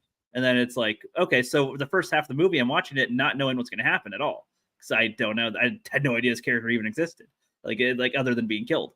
And then, okay, then after she's dead, I pretty much know what happens and all the stuff after that. So I was kind of like, oh, it's all right, I guess. There's like the conversation with the detective was all right, but I think after that, I was just kind of checked out. It's kind of like, yeah, it's still going. You whatever. Are still young. I don't know. To me, I just say it's Psycho is a fine movie, sure, but it's probably overhyped. When's the last time you watched it? The first time I watched it, the only time I watched it was about 2 years ago. Oh wow. Okay. I don't know. Like I said, I feel like it's one of those ones that I just came in overhyped, and I knew all of the information about it pretty much prior to watching it. So by the time I watched it, I just was like, I don't know. I've seen other older movies that I think are way better. So I don't know. I can imagine at the time the effect that it would have had, sure, but like it's hard for me that to aspect say of it. The other aspect of it you have to look at it is how Hitchcock, I mean, as far as like a film student or filmmaker point of view, you got to look at it from a perspective of how Hitchcock did it on the cheap. Like that movie was made for next to nothing, and it's probably one of his most profitable, if not his highest grossing film ever. Yeah. And because he shot it in black and white in a time where they were shooting everything in color. Yeah. And the studio was pissed about that. They didn't like the movie. That was Paramount at the time anyway. But Hitchcock owned it anyway at the end of the day when it was all said and done, so it didn't matter. But yeah, it was one of those movies that when it came out, it was also it wasn't the first slasher film technically, but it was the first mainstream one, and it was the movie that informed every horror film that came afterwards. Like it created a genre. Yeah, it helped create the slasher because without Psycho, you don't get Black Christmas, you don't get Halloween, or Texas Chainsaw in the middle there. Oh, you don't get none of those movies without, because it's really laid out the blueprint, and that's why like you can see like the imprints of each one of those films in all these movies, and like especially with like you got Sam Loomis in Psycho, and then you got Dr. Sam Loomis in Halloween, and then you got Billy Loomis in Scream. So it's all paying homage back to it, and it's for my money, it's one of Hitchcock's best. I love the movie. What he able to make you do is take what you think is the protagonist of the movie, exactly, flip that on its lid, and he does that at the same time. You know, as we start feeling for this character until we realize, oh my God, this guy is horrible, because I mean, he's the killer Rook. Yeah. Right. But if you watch the movie trying to like just erase your mind of everything, it is a brilliantly set up mystery in a way, because you think that it's the mother the whole time. Like the original audience thought it was the mother. Yep. In fact, I mean, Psycho actually it goes beyond it. Like Friday the 13th is basically Psycho in reverse. Yep. And what's his face who wrote it even said that. Not Sean Cunningham, but the other guy. The other guy, yeah. I can't think of his name either. Yeah. But yeah, it is, because like when you first you even have the mother talking to Jason. Exactly. Kill her, mommy. Kill her. Right, yeah. They did a good job giving the impression that there was another person there. I will, Jason. Yeah. And it's like, yeah, very strange. Oh, she's very willing to participate, unlike Norman, who's like, no, mother, no blood. Yeah. Where like that's clearly like, I mean, and especially like I love how they break it down in the fourth film is, the whole idea of this, he created this creation that was this image of his mother, so he could, deal with the things that he was doing to these people, because that's not who he really was at the end of the day. And that's why Psycho 2 and 3 and 4 really play with that idea of you're not this person, Norman. Yeah. But you are, right? Like it's a really tough kind of line, especially the second film. I love the second film. You're right, Greg. Like I love it. Oh, it's such a good sequel. The way it starts out, you have this, he's getting out of the sanitarium after 22 years. You got Marion's sister there fighting to keep him in, and they won't listen to her because it has nothing to do with her at that point. And I don't want to give away the spoil any of the mystery, but for all intents and purposes, Norman is cured. That's the way the movie starts out. And I will say this without giving anything away. He is technically not the killer. That's the big, because it has had that sort of, and the thing is, the director of that, I can't think of his name at the moment. Let me see if I find his name, because he worked really well with Richard Franklin. Director Richard Franklin was actually Hitchcock's student. He was actually a student of Hitchcock. He worked with Hitchcock. So that's one of the reasons why he got the job as director. And then Tom Holland, who wrote Child's Play, Fright Night, he comes in and he directed it. And they really took this as like, how do you do a sequel to Psycho? I actually think you'd like the sequel more than you would the original. You probably would, Rook, because it starts off with like, let's cure him. I wasn't sure there actually was sequels. I know that there was a remake with like Vince Vaughn or something. Oh God, no! I know there's actual sequels to it, so I'll check those out and see how they are as well. No, Psycho 2, 3, and 4 are definitely worth your time, and I think you'll really get a kick out of 4, because that one, the setup for that one is basically he's calling into this radio show with CCH Pounder as the host. And I'm pretty sure it's not the same actor, but it's the same character from the end of the first movie. She's talking to as a subject, him and another killer. And Norman calls in, and he's like, "I'm going to kill again." So it's this whole thing, and they go through his whole history of why he is the way he is, and like I said, it kind of became the basis for Bates Motel. Now, I haven't seen Bates Motel, but I'm assuming that a lot of it's got to be similar because it's the same area It covered. Now, is. I don't know what they changed, but like, yeah, it's. I've seen Bates Motel. I actually haven't watched the last season because the last season I started watching it, but Well, then the I heard last it gets season really was bad. Psycho, wasn't it? From what I remember hearing. Yeah, but they actually, from what I've read, because I never finished the last season, is that they ruin it.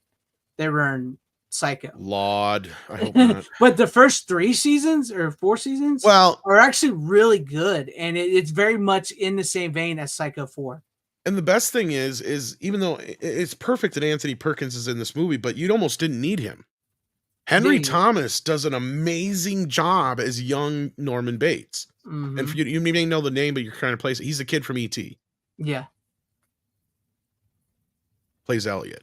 Yeah, he plays Norman, and it does, like you said, it does a great job. I haven't of watched setting it up. yet. Damn it, I'm sad to hear that. Yeah, that's why, because I watched like the first.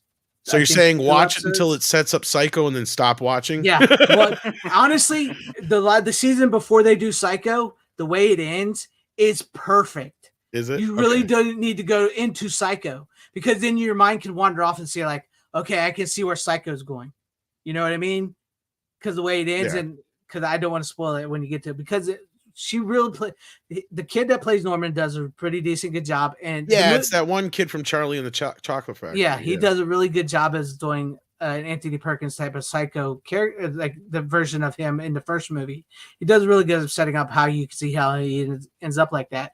And then Vera Farmiga, or whatever her name is, who plays Norma Bates, does a great job. She's a little more rougher than Olivia Hussey. So what do they do with because like in the Psycho 4, I think they fudge a few things, but I was gonna say, because like that's the other thing that's weird is they go about whatever happened to his dad, because in Psycho 4 I think they just have him stung by bees, but in the other movie when they bring it up, I think they imply that his quote unquote real crazy mother killed him.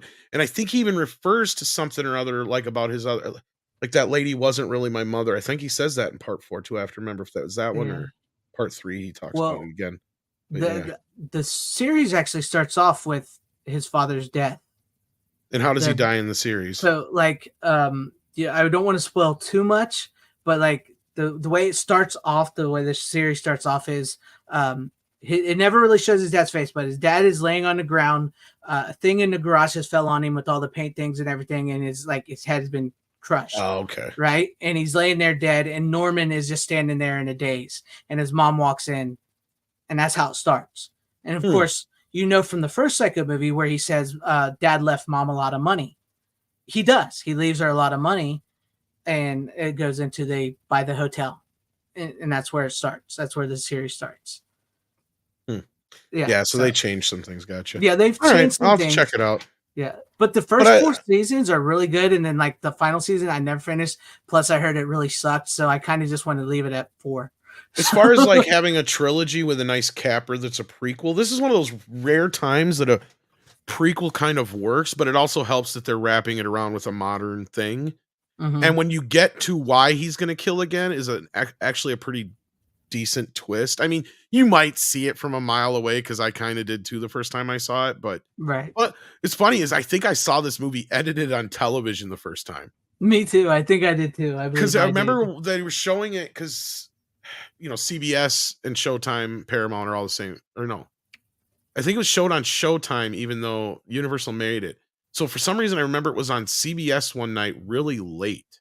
Mm-hmm. So I don't know if you ever remember me telling you that I used to watch Siskel and Ebert on Sundays, and then they'd show Star Trek, and then originally they switched it over to MASH, one of the two, vice versa. I can't remember which. Mm-hmm. Well, one night after they had an episode of MASH, instead of showing another episode of MASH, I think they showed this movie, and I didn't even know it fucking existed at that point. All I know is I'm sitting here watching, and I'm going, "What? Psycho 4?" Yeah, exactly. That's almost my same reaction. And I don't even think, and here's the weird thing too, Greg, is I don't think I'd seen Psycho 2 and 3 yet at this point. Me neither. Because I know I'd seen the first one because we watched it in school. Believe it or not, we watched it in school for various reasons. So I had seen that one, and this wasn't too long after that. So I was like beside myself. And at first I wasn't going to watch it because I'm like, well, I don't want to see this before I see the other two. But I got sucked in, and when I realized it's a bunch of backstory, then I didn't, I just watched the whole thing. But like, yeah, then I saw it a couple of years later on video, and I'm like, holy shit, because it was a little bit more, graphic. Yeah, Like, a little more booby and stuff too. because it feels like a TV movie at Right. the same time, but you're like, I didn't really notice, the edits, I guess, in the TV version of it. But yeah. Yeah, same here. It's like I believe I saw it on. So this would have been like 93 or so. I think I saw it on TV. I believe I saw it on like USA or something, maybe.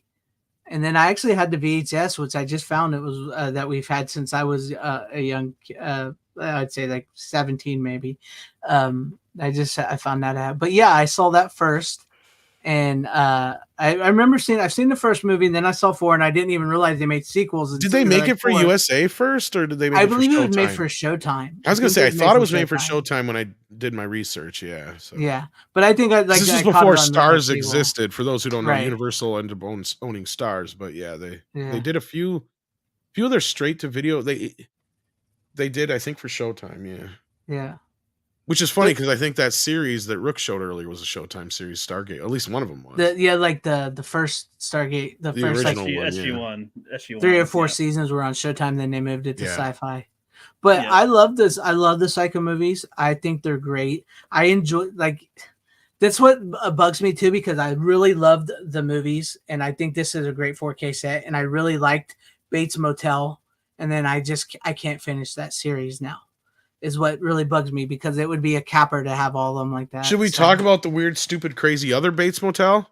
Oh, go ahead. I haven't seen that one in a while, so I had no idea there's this much Psycho material. Right? I've seen it before, but it's been a long time because I haven't watched that DVD set in a while. So go ahead and start real quick. For Rookie and anybody out there who are like, what the fuck is that? Okay, what the fuck was that is back in 1990? Or was it earlier now? It was like 80. Like 88, 89, 90, 91, somewhere in that region. I'm trying to find the date here. And I I'm have no idea there's this much Psycho material. Oh yeah, and I remember seeing this on TV as a kid because it was basically a backdoor pilot. It was a backdoor pilot to an obvious TV show. And it's the oddest setup in the world because they're using Psycho and the Bates Motel as a setup to like how do I put this? It's almost kind of like a fantasy island kind of fucking show in a weird way. They kind of go away from the horror element, right? If I remember right. And it kind of is a bit more fantasy oriented. And even though there's part of it is still kind of freaky, but you could tell they were going to try and make it not so much like an anthology series, but the whole setup was going to be, different people showing up at Bates Motel every week. And like a different weird mystery would kind of happen and unfold. Yeah, but not in the way Psycho would. Like it was like a different kind of. It's going to be like, what's that island? The island thing. Like there's like kind of like Fantasy Island, Island or Love Boat, but horror centric. A little horror, little horror, not as much. Centric. Yeah, because he even says it at the end, like it's this weird like setup for the thing. He's like, "Well, this is a weird place, and anything can happen here." Amazing things, even a little scary things or something like that. He says like, it's like, so not quite like Freddy's that's when it came out. Yeah, it's a weird kind of movie TV set, and like you'd say like Norman had died in the mental hospital or whatever. Yeah, it's really weird. And he weird. Left the place to him just because he liked him. It's like really dumb. Yeah, it's pretty stupid. After the death of Norman, the motel has been taken over by a new owner who doesn't know what he's let himself in for. Strange things are bound to happen. Bates Motel is a chilling supernatural thriller. It's 27 years later. I, Norman Bates, being of sound mind. Knowing the history of that place, I'd be out of there at the first full moon. Bates Motel has come back to life. Bud Cort and Lori Petty are the two mains. History will repeat itself. Yeah. Most people, they don't go around seeing stuff that's not there. One more time. What are you doing here? So this would have been shot after Psycho 2. In the same sets, of course, but yeah.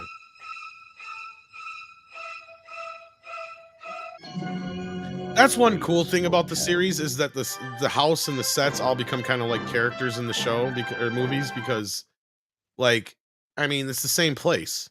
Yeah. It's the universal backlot. Exactly. So that's the beauty of it. Is it just you can tell they all have like a uniformity to them. And Yeah. even that series, even though it's way batshit crazy, shot in the same place, so it still has that feel to it. It's really weird. What's funny is what's interesting is like I went and grabbed these, but I ended up I didn't grab the 3rd season. But I do have. Okay. Yeah. I didn't grab the 3rd season though. Does anybody I don't know what why. streaming service those are on by chance? Because I might check them out one of these days. They actually. I thought it was on Hulu or something, but is it on Hulu? Yeah. I'll double check. I say Universal owns them, so I was thinking maybe they're on Peacock. Yeah. Wish I would have grabbed it was started on A&E is where the show premiered. So where? Yeah, but I'm assuming Universal owns them. There's Universal. Who Universal released them from 2013, the 5-season one. Doesn't look like it's streaming for free anywhere, but otherwise you could probably get it on. I evidently need the 5th season from what it sounds like. Yeah, you know, I did. Yeah, I should. I don't know why I didn't grab the 3rd one. I was kind of leery about that when I heard that they were going to be going into Psycho territory in that season too. Yeah. I was like, Rihanna plays Marion Crane. I was thinking that the way this. Wait, what? Yeah, Rihanna plays Marion Crane. Get the fuck out of here! Nope. Nope. Oh, for fuck's sake! Yeah, don't. Would you seriously watch up this 4 and then stop? Because the way 4 ends, perfect. Because that's the thing I would say is like if you're gonna do a series like this, of course you leave it hanging where you're like at least 5-10 years out from Psycho 1, right? Like you don't want to go right up to the butt. You want to leave that gap of because then you realize, oh yeah, I can see him growing into. Because isn't it a time period series? No, or is it modern? Actually, it's modern. They have smartphones. All right, whatever. Yeah, it's good. So it is a remake at the end of the day. It's a remake So at the end of fuck the it. day. It's not a prequel. And they do change a few things, like he does have a brother. He does have a Psycho brother. 4 then is definitely an evil brother. Yeah. Oh, No, fucking because idiot. Norman Bates the evil brother. Ah. Well, technically he's not evil, but but no, it's actually really good. What they do with the I'll Bates give it a Motel, shot, but it's not bad. They rebuilt the house because it wasn't filmed at the Universal Backlight. They rebuilt the house and the hotel, and you would never know that it's not the same place. And that they rebuilt it anyway for the tours or whatever it was because it did burn down a few years back. And I don't know if that's unrelated to when they burnt it in part 3 or not, but I actually have a piece of the original home. Nice. I never showed that to you, did I? Yeah. It's nothing special. It's just a little piece of it, but yeah, I do have it. Yeah. A buddy of mine That's sent pretty it to me. That's pretty cool. But like with they rebuild it and everything. What this story is like, it starts off with the death of Norman's father, and him and his mom, of course, have this really weird relationship, and she's very controlling of Norman. And they move to this small town. They buy they don't build it, they buy it already because his mom's trying to make a new life. And guess what? Just so happens is that they decide that they're going to vote to remove the road. So that's where because in Psycho they move the highway away. So that's where the starts, and then there's mystery surrounding what happened to Norman's father. His brother shows up, and his brother is from a previous marriage that his mom had, and she sees him as the black sheep because he's not the good boy like Norman. She's always. I'm not sure if I like all this shit. That's kind of It sounds weird when you say it because I wasn't sure I liked it too when I started watching the first season. Yeah. I was like, I don't think I like Norman having a brother. And then once you get into the second season, and then you get to the 3rd season, you're like, okay, this isn't bad. But then they go and it goes downhill from what I heard in the 5th season, really bad. So yeah.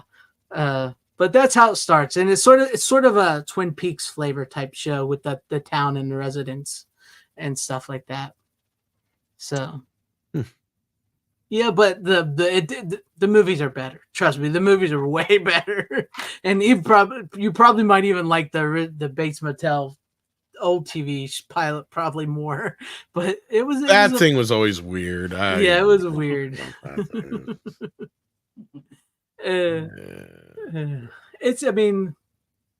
I'd give it a shot if you're a Psycho fan because you might find yourself digging into it a little bit. Scan of it, that would be nice. Because The version that's on here is compressed to fucking. It's off some old Yeah, that's bad. gas, and it looks like junk. And I mean, it was shot on film. Just fucking scan it and fucking film, right?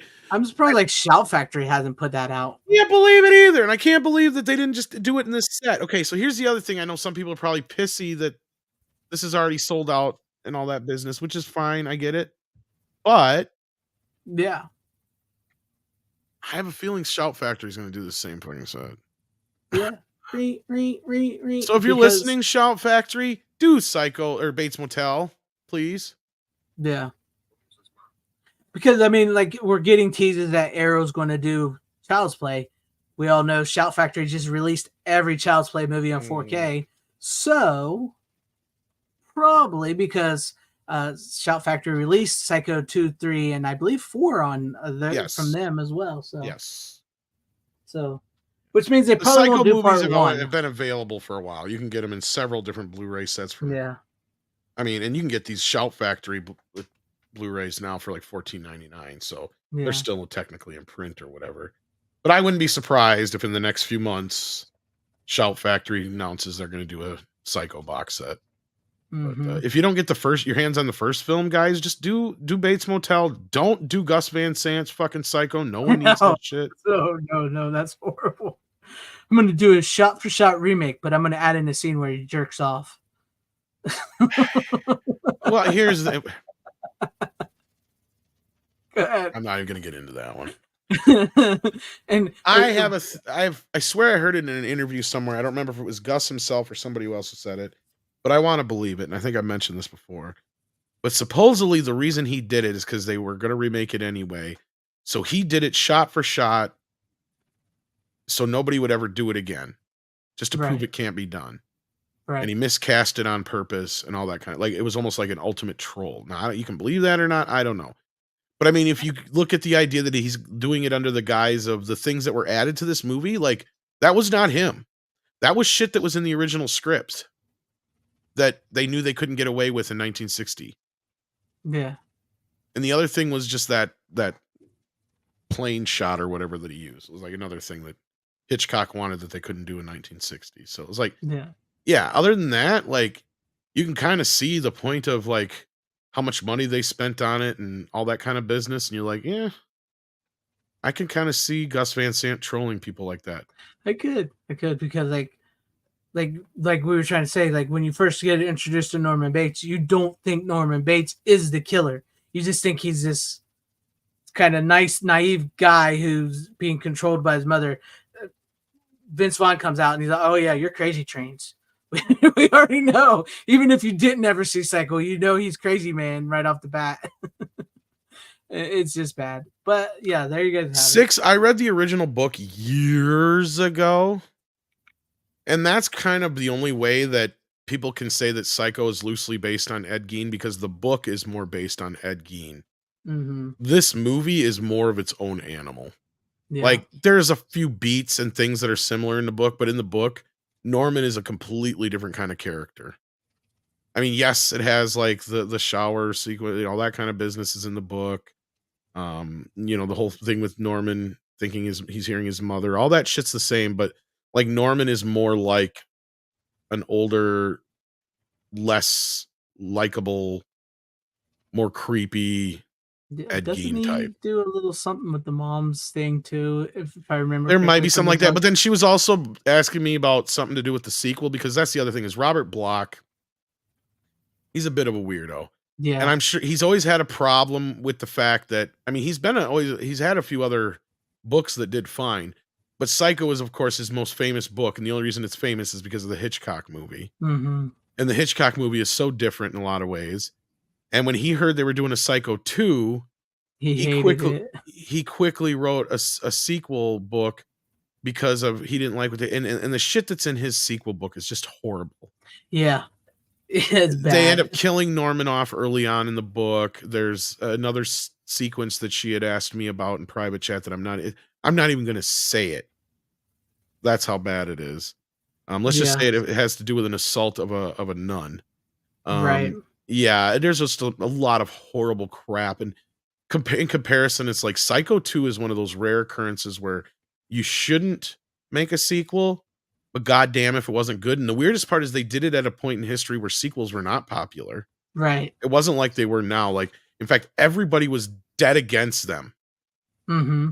Nobody wanted them to make this movie. In fact, everybody was thinking, like, I'm sure you could find old articles from back in the day how bad of an idea it was to make a sequel to Psycho. And even Anthony Perkins turned it down until he read the script. Several times until they got the script in a place where he was happy with it. Exactly. Yep. And what works about it is because of how and I think the reason he signed on is he realized, oh, this is a different story, right? Like this is this is totally different angle from what we were before. And again, I don't want to give anything away from it because it is a brilliant script and how it pans out. And you got just some great characters, some great actors in there. You got Jennifer Tilly's sister's in it, even Meg Tilly. Yeah, Meg Tilly, Robert Loggia. Robert Loggia's in it. Yeah, I mean, it's a great cast. You even get the return of what's her face from the first film as playing Marion's sister. Is it Eve Harlow? Is that her name? Yeah, I think that's her name. Yeah. So like she's even in it and has a great bit in it too. Like again, I don't want to give nothing away with this movie. That's how good it is. From like it's tight. Yeah, don't read this. I gave a lot away when we were talking about Psycho 3 and 4. Actually, that was the problem because I never thought about that, but yeah, like there's a lot of twists and turns in Psycho 2 you do not see coming. And the only thing that's real obvious from the start is that it's not Norman, right? Like that's the only thing you know, and you can tell because you're with Norman the whole time, and so you know he's not doing it, right? Like so it's this very well crafted. I mean, you kind of figure it out as you go along, and then just the way it ends, you just even though it gives away a lot of the twists throughout the film, it still has a lot of more to give you in that third act, right? Like it pretty much lets you know by that second act what the fuck's going on. But there's still this element of, wait a minute though, there's still got to be another party involved, and I'm not going to get too in depth from there. I know it's so hard because you want to say it, but then you don't want to say it because you know. But yeah, don't like. But the movie does ask the bigger question: is like if somebody does their time, if they're found competent now by the state. I mean, obviously they deserve to live in peace if that's the case, but like, yeah, it does ask those questions, especially in that era of, you know, when we were coming out of the 60s and 70s and civil rights movement and, you know, the whole thing about being rehabilitated as opposed to just throwing somebody, you know, who may have a mental issue in a prison for murderers or something like that. Yeah, for the rest of their life and whatnot. Yeah, and then don't like read the synopsis for the Psycho 2 book. That's what I was going to say. 6 made that mistake. Yeah, the Psycho 2 book is not the Psycho 2 movie because it is. She's like, I don't think I'm going to like this movie from the sounds. I'm like, no, that's not not the movie. They did their own thing. They didn't base because of him, and that you know they knew he was not a fan and what he wanted to do, so they made their own movie. Actually, I think he wrote it after the second movie. Did he write it after the second movie? I can't remember. I think it was when they were just announced it or whatever. Because that's the thing. They had to wait a certain amount of years to make it anyway, because that's the whole thing too with the remake, is it's in like stipulations in Hitchcock's will through his estate, what they can and can't do with his shit. Yeah. Like he had it was like 22 years before they could make a sequel to Psycho or any of his films. Like I think it was any of his films. And they couldn't remake them for 30 years. And that's where Psycho came in at that like boom. Like 1999 or whatever it was. There. There's like 20, it's some weird number, like 20, maybe it's 27 years or something. Yeah, so he has all these stipulations in his and that's how they also got away with making that Christopher Reeve one of the Rear Window. Yeah. Which again, I'm not totally against doing Hitchcock again if you have a gimmick like that, or I hate calling it a gimmick, but you have a good reason to do it with something like that. But Psycho, you don't have a good reason. Yeah, you don't. Yeah, that's a movie that does not need to be remade. I can see something like Bates Motel. I'm fine with that, but like, yeah, no, leave Psycho alone. I think Gus proved his point with that you can't do that twice. Yeah. And Hitchcock is a force of his own. So, to be honest with you, that makes it because, like you said, by the time they get to the 5th season of Bates Motel and they're sort of trying to remake Psycho, that's when the show falls apart. So, see, I wasn't aware that it was a more modern take either. See, yeah, it's more modern. I figured it was period, and they were leading up to the actual. I didn't know they were. No. So they said it in modern. Okay, times. it's kind of good to know that. Yeah, but it doesn't lean heavy on the modern stuff. Like, there's smartphones, but they don't like lean into like everybody got a smartphone and all that. You know what I mean? They try to. Well, you could almost argue that Marion probably wouldn't have wound up at Bates Motel if she had a fucking smartphone. Exactly. So I mean, that's kind of. I know. It's funny because we just talked about this morning about how cell phones have made it so difficult to make a lot of movies nowadays because a lot of movies would be over in 10 minutes if they had a fucking smartphone. Yeah, pretty much. Yeah. Integrate into the plot why the phone won't work or why they don't have a phone. Yeah. Or... And it's funny because I actually was trying to help a writer write a horror movie a couple of years back. And that was something that we kind of really butted heads on because he had this weird occurrence in the film that got all the cell phones taken out in the area. And I'm like, does that really work? Would somebody really do that? And I literally made him prove to me that it was possible because I'm like, I as an audience member, I'm not going to buy that conveniently just at the same exact fucking time, unless, and I gave him another fix. And that's what helped fix the third act of the whole script. I gave him something to tie the characters together. I'm like, in that case, fine. That can happen in the background. Cause otherwise I'm really still stretching to see this work and that work. You know, sometimes that causes more issues than anything. That was the main issue. Right? Is how do you make it work in a situation? It's a little easier when you're doing like a Friday the 13th movie because then you could just have, I ain't got shit for self-service. You just have one scene where one character can't get fucking self-service and that's all you need. Yeah, it's almost unbelievable that they'd have a low battery. That's rare because you could charge things almost anywhere. Yeah, no, it has to. Places, even signals can be shitty sometimes, but you could still usually get something out there to. I will believe it still because I actually live in an area where if I drive. Actually, there's spots in my house I won't get a signal. Right, same. But I think you can still get 911 or something. In some cases, like if you're hooked up through the satellite or whatever. But like, it's still getting more difficult to believe that somebody can't get service. I'm surprised there's no device invented that's like the cell phone shutdown device that shuts down all cell phones in a 2-mile radius. I hate to invoke Scream, but remember how fuking advanced it was in Scream when she used her computer to call 911? Yeah. Oh, yeah. 911. What is your emergency? It's like, dude, we could use our computers. That's great. But what's funny is then I believe cloning cell phones was like bullshit. But now you can do it really easy. Well, now it seems like, that's a walk in the park. That's low level. So like you don't have to be a hacker. That actually plays in better to a Scream film, and that's why they have no excuse why these last two movies have been garbage. But anyway, we'll save Scream for later. But I enjoy the Psycho movies. I'm a huge fan of the Psycho movies. I absolutely love the original movie. It is one of my all-time favorite movies. The original. I think the sequel is great. I'm not too huge of a fan of a third movie, but it does have its good thing, good qualities. What love it has the fourth going movie. For it is, like I said, besides the music, is you got Anthony Perkins directing it. It's his directorial debut. Yeah, directorial debut. It's a slick 90-minute film. It has some really great. Do you know how Roger Ebert loved Psycho 3? Oh, really? Yes. I did not know this. He loved. They both liked Psycho 2. He loved Psycho 3. I think they both like Psycho 2. But he loves, especially, you know what his favorite scene was? What? Take a guess. Just a wild guess. The scene where Jeff Fahey's naked playing guitar? No. Close. The ice scene. The ice scene? Yeah. Oh, yeah, where he the Ice Cube scene. That's his favorite scene. That is a pretty good scene, though. That is a pretty fun scene. But you got Jeff Fahey in it, too. There's also kind of a unique turn on a character, kind of he's a psycho in and of his own self. I know. He's in a weird way. He has a good role, but it's kind of weird when he does get naked, plays the guitar. I was kind of I'm not down with that scene.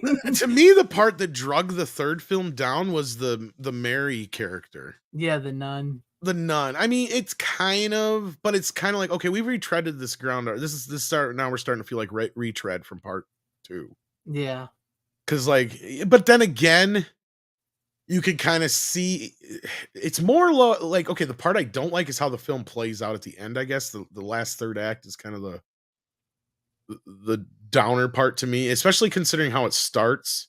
Because it starts out really, really weird. I'll give you that too. It does not feel like it's like, what the fuck is Anthony Perkins trying to do here? Yeah. And did you watch the TV edit version of it?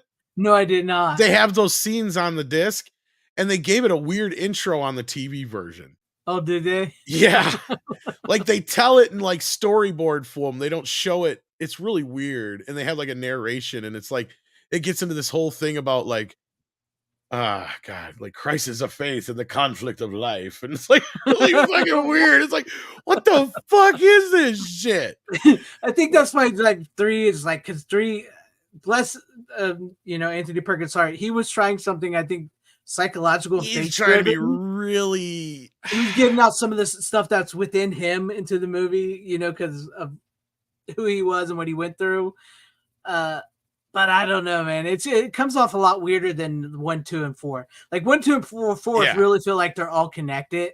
It's feeling like kind of a pretentious art house film in a weird way sometimes. Like and a little too much of a throwback and callbacks to the first film in certain bits. It's like, okay, you're trying a little too hard, Anthony, I guess. Is kind of that's probably its biggest I guess what I would call. And it's not that it's a bad movie. It's just it's never been one of my favorites, but it's a good movie. Yeah, no, it's definitely not as good as the first 2 by far, but it may not even be as good as part 4, I guess, in an argument to be made. Yeah, I mean, with part 4, you really do have you have Norman, Anthony Perkins, Henry Thomas, and Olivia. Her name's Hussey, right? From so. Black Christmas, yeah. His mom, and she was still pretty smoking hot in that movie. Got some damn nice tits still in that. Yeah, boobs, boob alert. Yeah, she still does. The Ice Cube scene is my favorite 9.5 week. Different kind of Ice Cube scene here, 6. Yeah. I always did find that funny when he got that after. Well, that was another cool thing is the characters that did carry over from Psycho 2 into 3, like the cop and stuff. Yeah. Speaking of the Ice Cube scene, that was kind of cool to see, Yeah. I do like that it feels like a uniformed world, even though those 2 films pick up 22 plus years after the original film. Yeah, exactly. They have zero right to be as good as they are, I guess, is what I'm trying to say. Especially the 4th one, I guess. Right, especially for being a movie that was made for cable. And not for theatrical. So no, and I can recommend don't watch it in the cropped off 185 version or whatever. Just watch it in the full screen version. Yeah, look. Unless you're that pedantic about having black bars on the side, it feels cropped as fuck in the widescreen version. I tried watching a bits and pieces of it here and there to compare, and I'm like, oh my god, I can tell right away. It doesn't bother me with the black bars on the side. I watched it on that one. It's better that way. The picture quality is that much of an uptick too, because it's blown up the other way, so you're losing a little bit of picture quality, I guess you could say. You get a lot more resolution out of the 4K version or the full screen, quote unquote, 4:3 version, whatever. Yep. It's an open matte version or whatever. Yeah, whatever. But if you can get your hands on this Arrow set, it's totally worth it. If not, you might want to wait. I wouldn't panic. Shout Factory I have a feeling. Yeah. At least, you may not get part 1. You might get 2, 3, and 4. But you can get part 1 by itself. But it's $14 for part 1 on 4K from Universal, and it's the same one. Then again, Scream and Universal have been doing a lot of stuff, so they may very well just do the same thing as Arrow did here. Yeah, they may do that.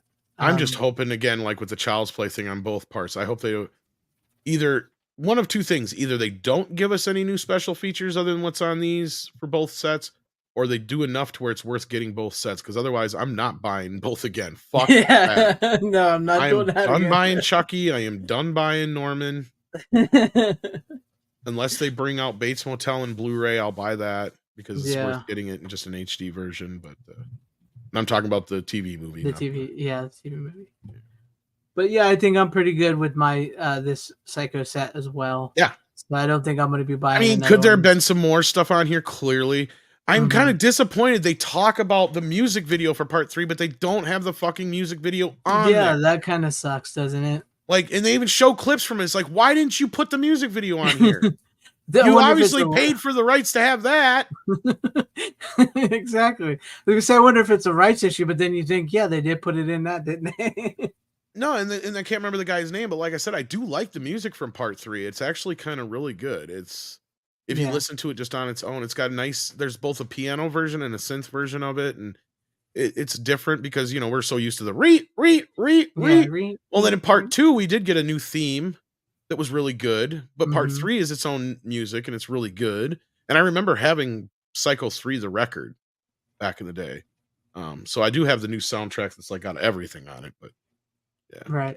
And there is a couple pop songs that the guy did that, like he did the music video for. It's probably on YouTube. But probably, yeah. But that's what feels off about that movie more than anything, I guess. Psycho 3, the MTV Psycho movie, I guess. It's pretty much like the product of the 80s, isn't it? It's like the most 80s of the Psycho movies.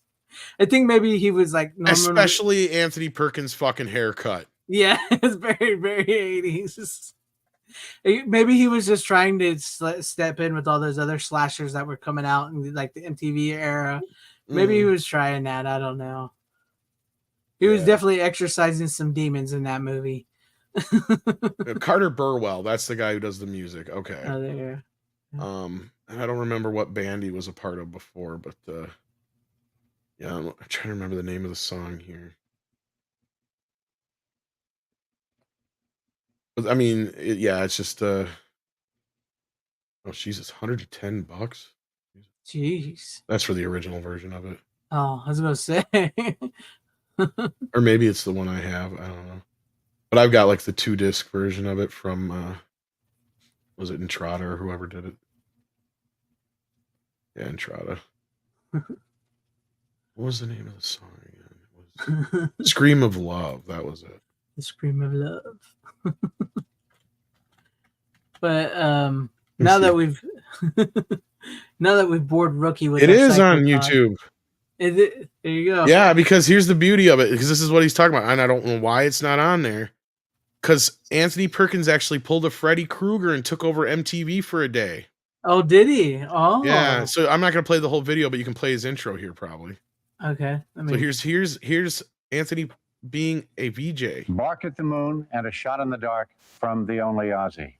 I showed you 2 Ozzy videos back to back because I figured if that didn't make you run screaming from the television set, you're exactly the audience we want for Psycho 3. And like many movies today, ours has a video spin-off, and I brought it with me to show you. Here's Carter Burwell with Scream of Love. Hey, what good is love without a good scream? Nice. Nice. That is great. That is great. Hey, we got a $10 super sticker from Six. Thank you so very much, Six. I'm trying to see what it is. A thumbs up guy doing the thumbs up guy thing. I should probably remaster this. I got the soundtrack. I'm gonna have to go watch that because I watched the Freddy. Stereo. It's just got a little crackle in it. I watched the Freddy MTV VJ thing, and that was cool. Yeah, so I'm gonna have to watch the Anthony Perkins ones. But thank you, seriously, Six. Truly, thank you for the $10 super sticker. I appreciate that very, very much. I'm gonna give you. Let's see, what can I give you? Since we're sort of speaking about this, here you go.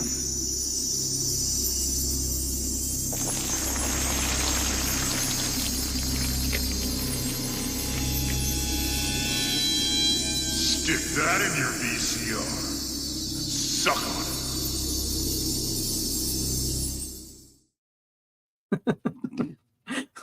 it.